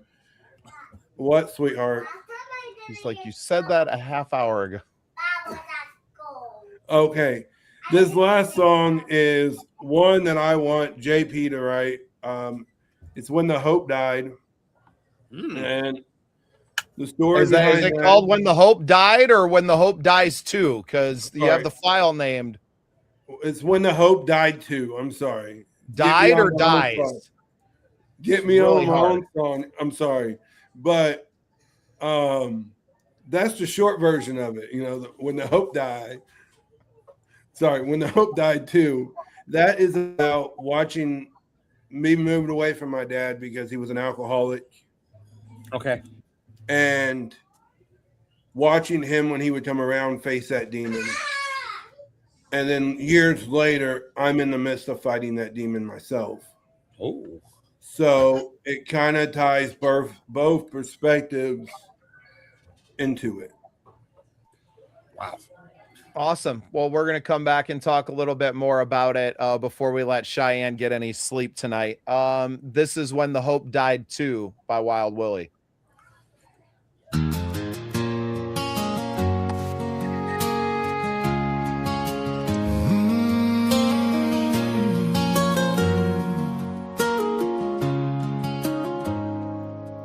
I was 14 in a hospital room, watching life fade away too soon. Machines were whispering their goodbye, while mama tried so hard not to cry. Everyone said he fought so long against the demons that did him wrong, but But all I could think standing there was the dad I hoped for wasn't getting here. 'Cause somewhere deep inside my heart, I believed he'd make a brand new start. I wasn't just watching my father die, I was watching all my hopes say goodbye. The hope he'd beat those bottles and pills, the hope he'd show up for me still. I dreamed he'd be the dad I needed, the one addiction almost defeated. But when he took his final breath, that dream was buried in that death. Buried in that death. People said, son, you'll understand someday when you're a grown man. But 14 don't see grace that way. 14 just sees a man who couldn't stay. I was angry at the world that day, angry he couldn't find a way, angry at the silence in that room and the life that ended way too soon. So I ran from the pain inside with every poison I could find. I wasn't just watching my father die, I was watching all my hopes say goodbye. The hope he'd beat those bottles and pills, the hope he'd show up for me still. I dreamed he'd be the dad I needed, the one addiction almost defeated. But when he took his final breath, that dream was buried in that death. That dream was buried in that death. Years went by through smoke and rain, trying to numb a boyhood pain. But somewhere in the wreckage of my life, I saw the struggle in my own fight. And I realized through tears and scars, he fought a battle that was hard. And maybe the man he wished to be still lives somewhere inside of me. I wasn't just watching my father die, I was watching all my hopes say goodbye.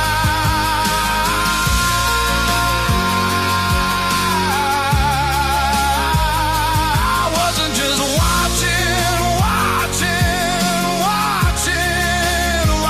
my father die. I wasn't just watching my father die. I wasn't just watching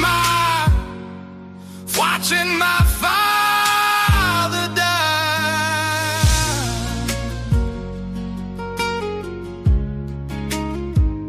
I wasn't just watching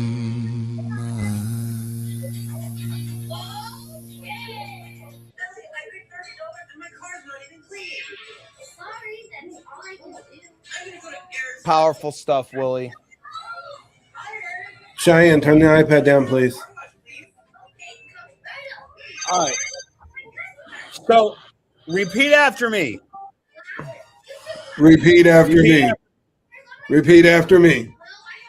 I I. am an amazing mother. Wait. You are amazing. You are amazing. Dude, you are without a doubt a tremendous lyricist. You're, and I can't call you a songwriter because you're composing these as well. You're putting the arrangements together, the chords, and that's amazing. You are one hell of a songwriter. I really honestly mean that. I cannot stress enough to you how, and I agree 1000% with Brad. It is just authentic, real, hits right, and it's like watching an artist on a canvas painting, and they know they know exactly what they want it to look like, and they grab all the things they need to draw and to paint, and that's what you've done. You are absolutely, without a doubt, for you to call yourself a sound technician over being a songwriter, you would have to be John Williams, because it's just your songwriting ability is absolutely incredible. Well, Yeah, I think you really proved something here tonight in sharing deeper in the catalog. And I went through, and I don't know if I listened to all 13 that you had put in the folder, but I listened to a good chunk of them. And when I got to this one, I texted you immediately and told you exactly what I told you now. That's a powerful song. It's a powerful moment because it's something that whether you're 14 or you're 40 or you're 60, eventually all of us are going to watch our parents go. Right. Or most of us. And you hit on something there that and dealing with repeating the sins of the father as well. You kind of touched on as well in that. And yeah, I have to second everything that Michael says. You're severely underrating yourself as a songwriter, and just to say that you're just a sound guy. Well, maybe you were. Maybe a year ago you were just a sound guy and you hadn't fleshed this part of you out yet, but you are very much a songwriter now, and I'm really happy that you took a chance on yourself and put yourself into school, because you didn't need to. You didn't need to do that to go be a sound guy in the backwoods of Missouri. You were already on that path before you do that. I ain't a sound guy. I'm a sound engineer. You can't call me a sound guy if I. Hey, I'm using your words. I'm using your words. And we're going back. You can't get on to me. You can't get on to me. Here's the bottom line. Ready? I don't care what you call yourself. When I look at you, I'm going to see a songwriter. That your impact of what you have just displayed totally changes my entire perspective of you. Like I can't look at you and not view you as a hell of a songwriter, as a fellow artist, as someone that is really somehow risen to the top. I mean, your stuff is really amazing. And okay, sound engineer, but you are a songwriter that does sound engineering. That's just the way it is. I mean, there's just no way around it. None. And that means a lot. It really does. Sorry, that song had me choked up. Yeah. I don't listen to that one a whole lot. And that's why. But I appreciate that. And a little bit more of the backstory is to that song is when he had at the time of he passing away, he had quit drinking. He was coming back to Missouri. He was going to move closer to us kids, and that hope was just a tree fell on him. And on September 4th of 2004, he took his last breath. At 14, I literally watched my dad die. And I had already been drinking at that point to escape the abuse that I dealt with at home. But that drove me into pills, other addictions. Thankfully, I didn't get hooked on anything. And I tried several things more than once just to see if it wasn't the first time. And, but I found my vice. My vice was alcohol. And I was at a point in my life where I was really proud of it because I could outdrink anybody that come to the table. And I was like, you're a big ass dude. Well, even if I wasn't,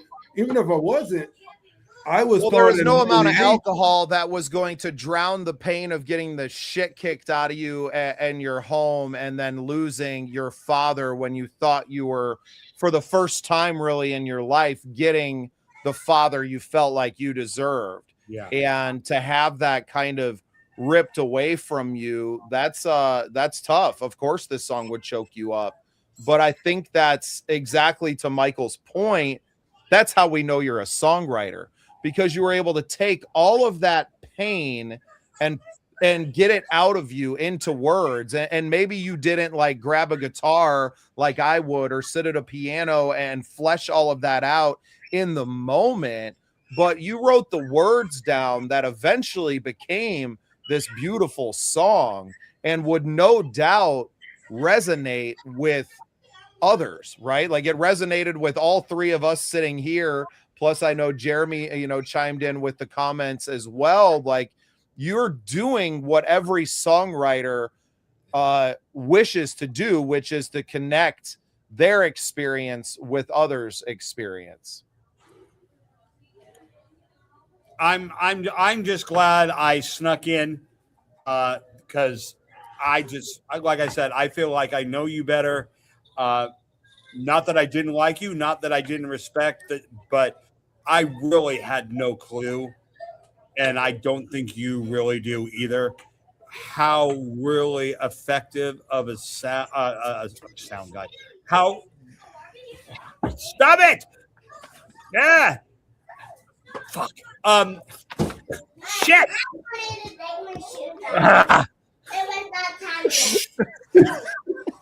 Uncle Michael's swearing. No, she's throwing her shoes. She's like, I'm taking my shoes off. So I have you trying to be serious, and I have her throwing shoes at me. No, I'm glad you came in too, Michael, and that's why when I saw you in the comments, knowing a little bit of what tonight was going to be, like I said, Willie sent me the catalog that he's been building, and he's definitely got this bug now where getting them out from just words, and knowing that he has the skills now to get them into songs, he's really taking off and creating them and moving. And I don't know if it leads to him writing, more in this moment and continuing on and doing that, but he's built himself a nice little catalog of songs already that all of them are pretty darn good. And the only thing that he lacks in is the confidence to look at his songs and go, no, these are pretty damn good. No, I get it. Listen, I've already had my ego stroke. I do home help for my cousin, without going into details because I can't. And he's music inclined, and he loves music. Like, can't play, but he loves music. He dances, bounces in his chair. And if it's bad, he'll be like, input.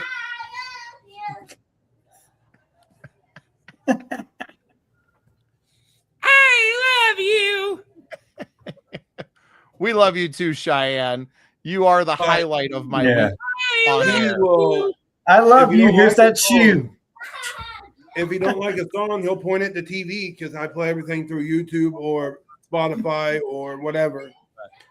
And he'll point at the TV and he'll go, and he wants to change the song. Well, I give him a shower on Thursdays, and my aunt got one of them Bluetooth speakers that you can connect your phone to the vent fan, and it Bluetooths the music. And first time I put on the songs, and he's jamming out to them.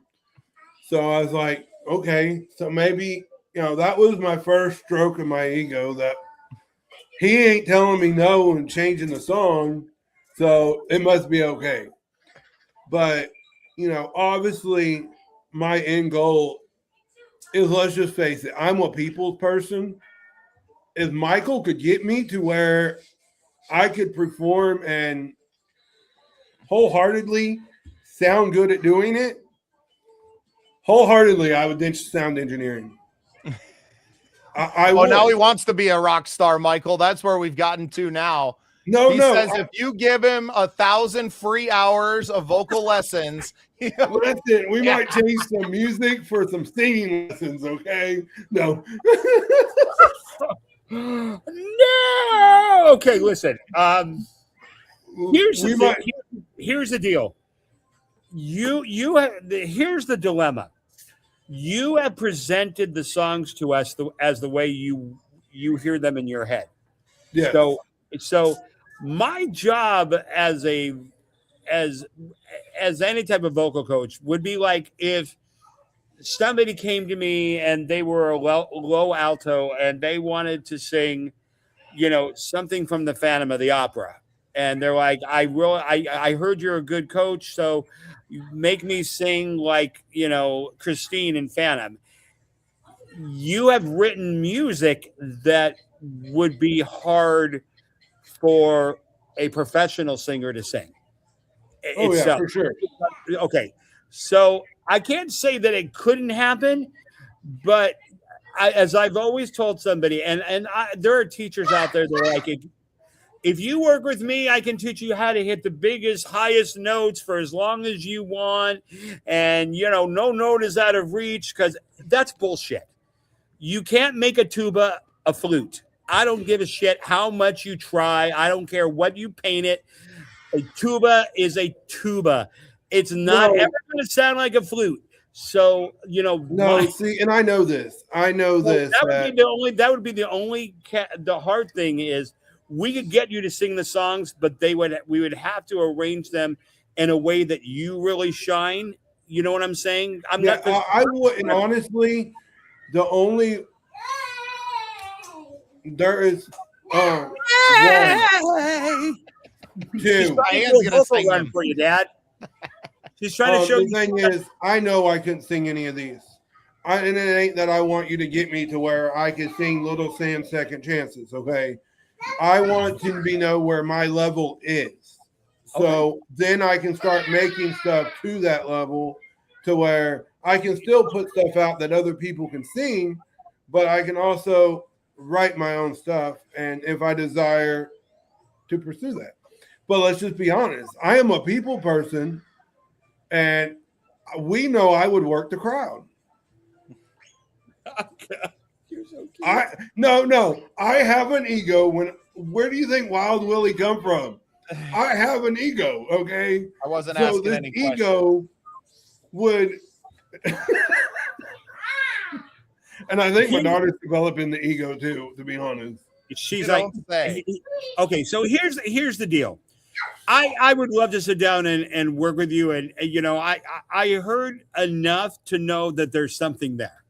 I also know that you were scared shitless, and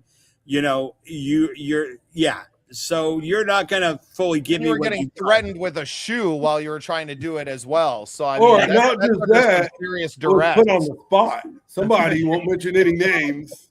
Won't mention any names. Put me on the spot. Wow.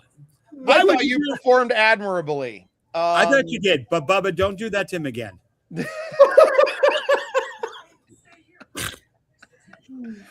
Well, it's been awesome sharing this evening with you guys, Michael and Brad. You've become such good friends of ours over the last several months. Obviously, Willie and I haven't even known each other for a full year yet, which just seems bananas. That I would not believe. No, we fell in pretty quick together when we landed at the. Do you know our origin story, Michael? Have we told that to you with you on? Not fully. Okay, so I was out on tour last summer and was coming through Arkansas, and we stayed a night in Memphis, and then I was scheduled to make an appearance at Vibe Fest, which was in Summersville, Missouri, a little bit south of where Willie lives, but he was supposed to be the sound guy. And as soon as I showed up and saw the equipment that he had, you were a sound guy then. Pump your freaking brakes.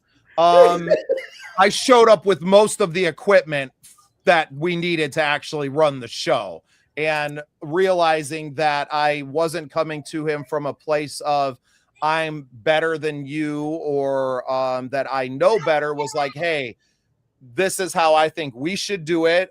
Lean on my decades of experience in this realm. I'm not trying to take away you running the soundboard from you, but let me help you. I have this truck full of equipment.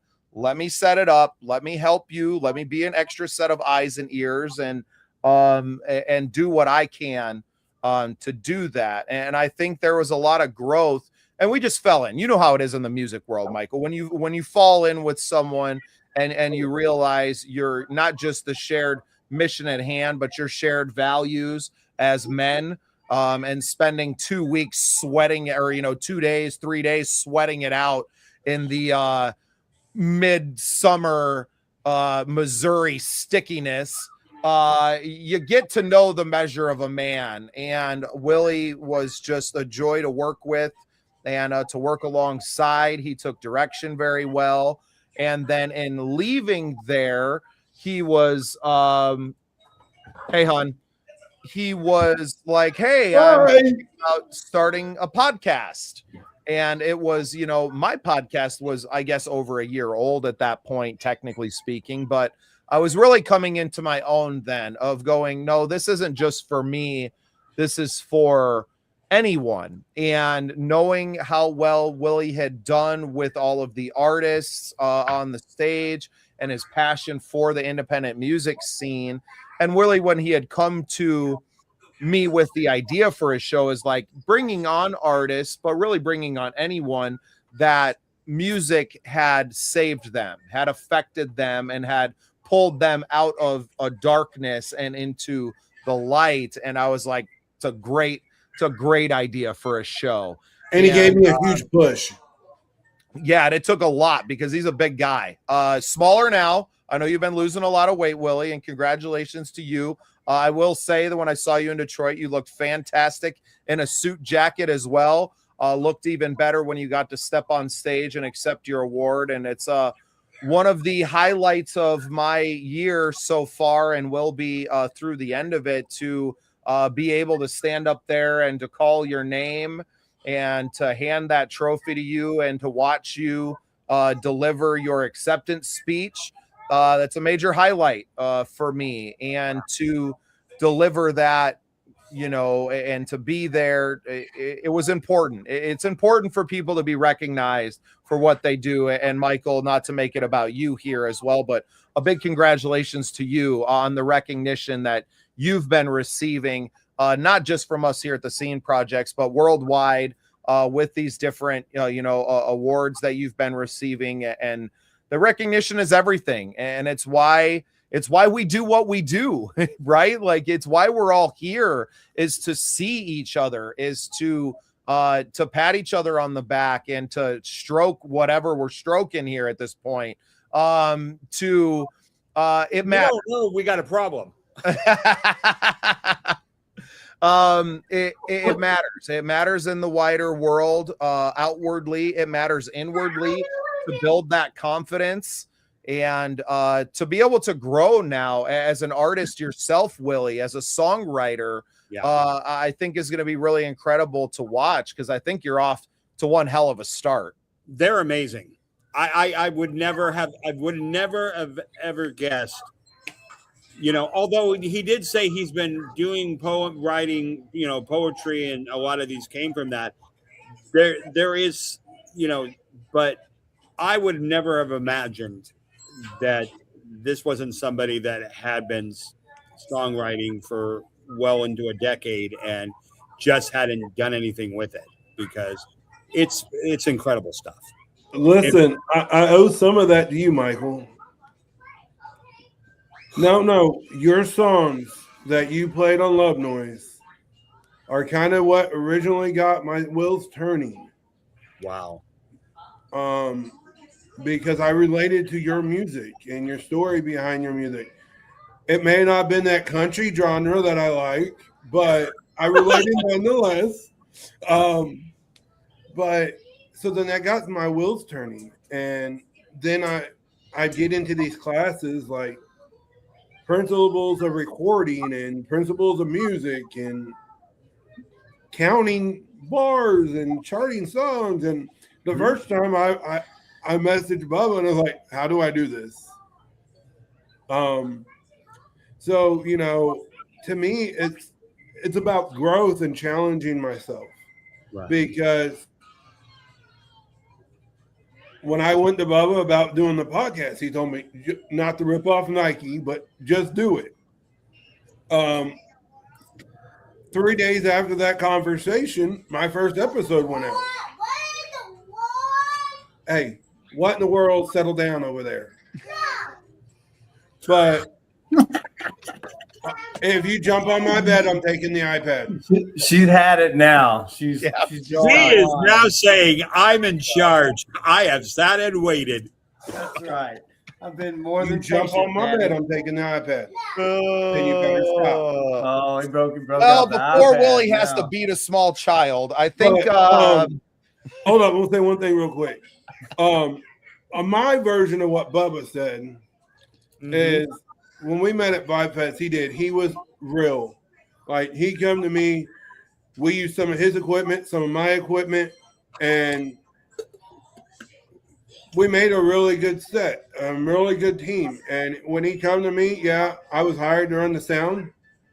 I didn't know they were expecting Bubba to help at first. So it was kind of a surprise, but I don't think they were either, but I had way better equipment. That's what it came down to. You really did, and you had the knowledge. But he come to me where he wasn't arrogant, and he was real with me. He ran me through everything beforehand during what people we had there, and he says, "All right, so just turn this level down, do this, do that." Yep, you're getting too many mids here, too many highs. Well, I will take my half of that sound engineer award then, since you're telling me that I taught you everything you knew. You didn't teach me everything, but you helped refine it. Because up to this point, I had been self-taught. I've had few people along the way give me pointers. But I had a basic running knowledge. sound for karaoke and running it for a festival full of rappers, it's a much different story. But as a sound guy, back then, I was just that. I was a sound guy. I wouldn't classify myself as anything but a sound guy. Okay.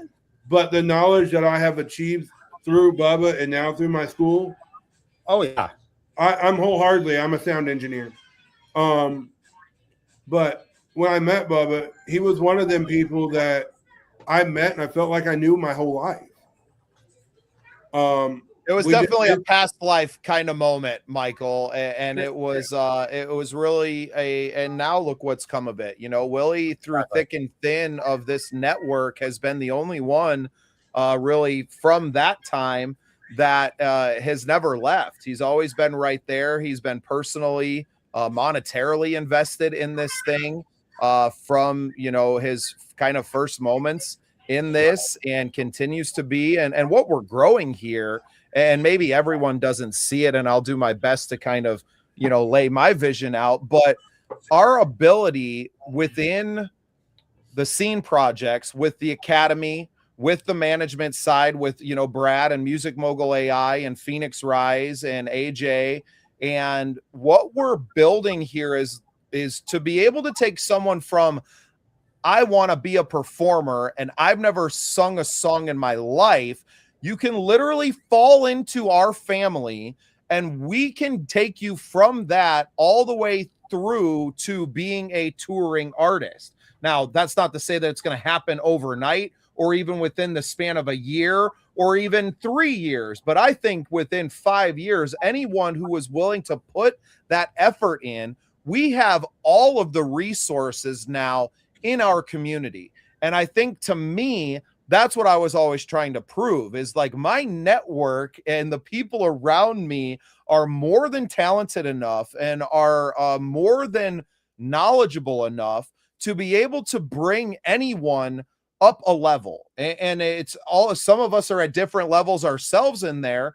And I think that's the beauty of the academy, is that we have people that can work with beginners, but we have people that can work with the upper echelon of any artistry. And it's a beautiful realization that the world is going to come to, that we're watching kind of flesh itself out in real time on Wednesday nights and on every day at 10 a.m. Now we're back to the regularly scheduled time. Thank God, Michael. And we're getting geography and world, lessons here, that in Britain and Ireland, they change times twice a year, right? So get ready. They change time again in the summer as well, and then fall back 2 time zones. So, but they're 2 weeks behind us. So I told Michael I told AJ today, we're running on US time now from now on. That's all there is to it. And you have to adjust. Yeah, because none of your UK people are tuning in anyway. It's all the state people. Hey guys, I have to go. I am so glad I jumped in at the last minute or when I saw this going on. Willie, seriously, I'm really proud of you. And I'm gonna call you tomorrow. Answer my phone call. Save my number so you know it ain't telemarketing. Thanks for joining in today, man. I appreciate thanks, you. Michael. Good to see you, Brad.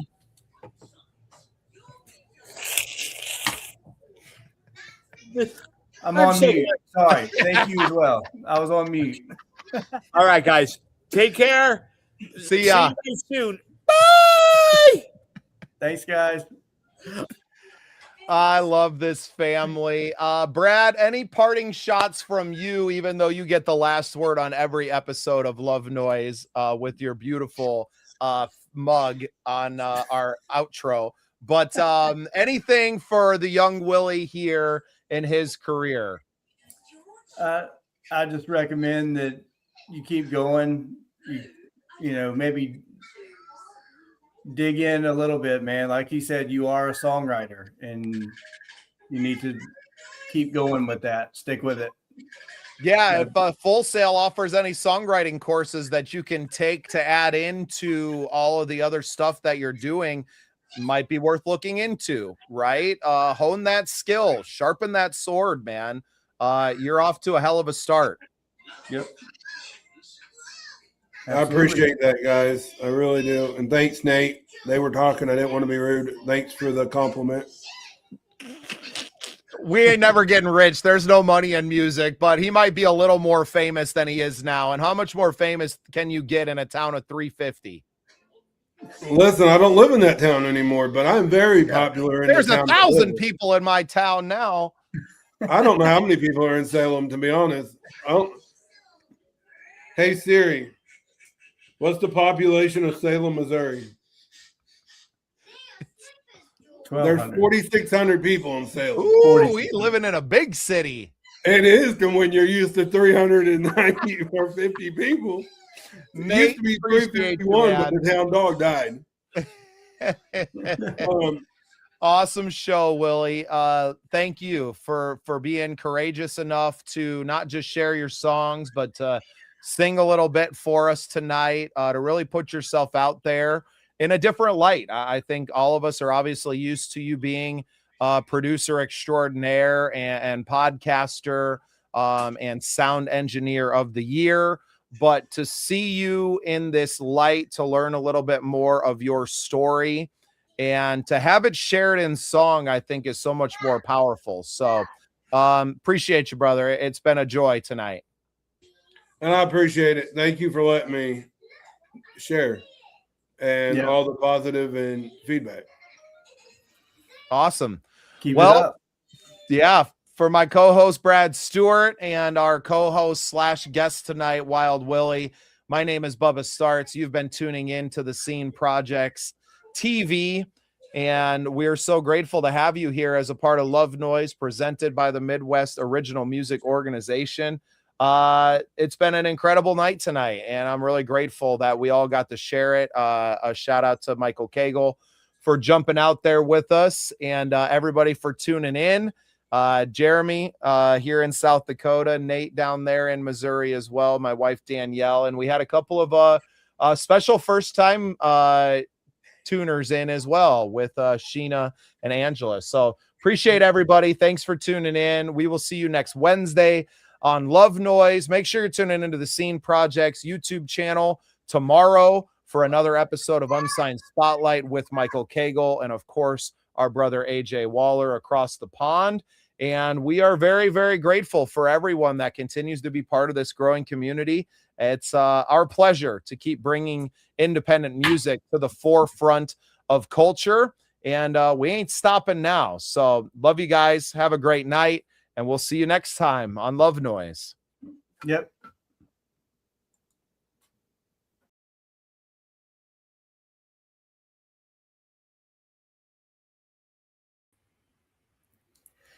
They say the music industry is open now, but if you're an independent artist or a DJ trying to scale, you know the truth. The gatekeepers didn't disappear. They just moved behind a curtain of data and consolidation. Hello, my name is Brad Stewart. I'm the founder of Music Mogul AI and Stewart Entertainment Agency. For 20 years, I sat at every seat at the table as a booking agent, a publisher, a publicist, a business manager, a consultant, and even as a mentor. I've worked with over 300 artists, from hungry up-and-comers to Grammy winners.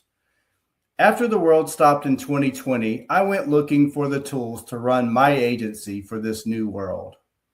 However, I found nothing that fit. Everything was fragmented, every team was disconnected, and while the major labels were building monopolies to crush the middle class of music, the rest of us were left with spreadsheets and prayers. That's why I built Music Mogul AI. But I didn't want to just build another productivity tool. I wanted to build an architecture, a way for the independent musicians, the bands, and the DJs to move with the same efficiency and intelligence as a major label, but without selling their soul. We've taken 2 decades of high-level industry strategy and fused it with a proprietary AI to create a central nervous system for your career. It's the efficiency that I needed with Stewart Entertainment Agency, now refined into a weapon for you. But here's the catch. Music Mogul AI isn't for everyone. We aren't a mass market subscription service. We are a premier tech-forward partner. Our consulting is baked into the software because tools don't win wars. Generals do. We are hand selecting a limited cohort of artists and DJs who are ready to stop playing industry and start building an empire.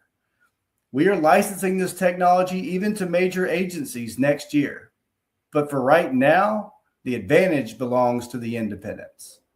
If you're tired of the fragmentation and you're ready to reclaim your time and your trajectory, click the link below, apply to join Music Mogul AI's ecosystem, and let's stop asking for a seat at the table and start building our own. I'll see you on the inside.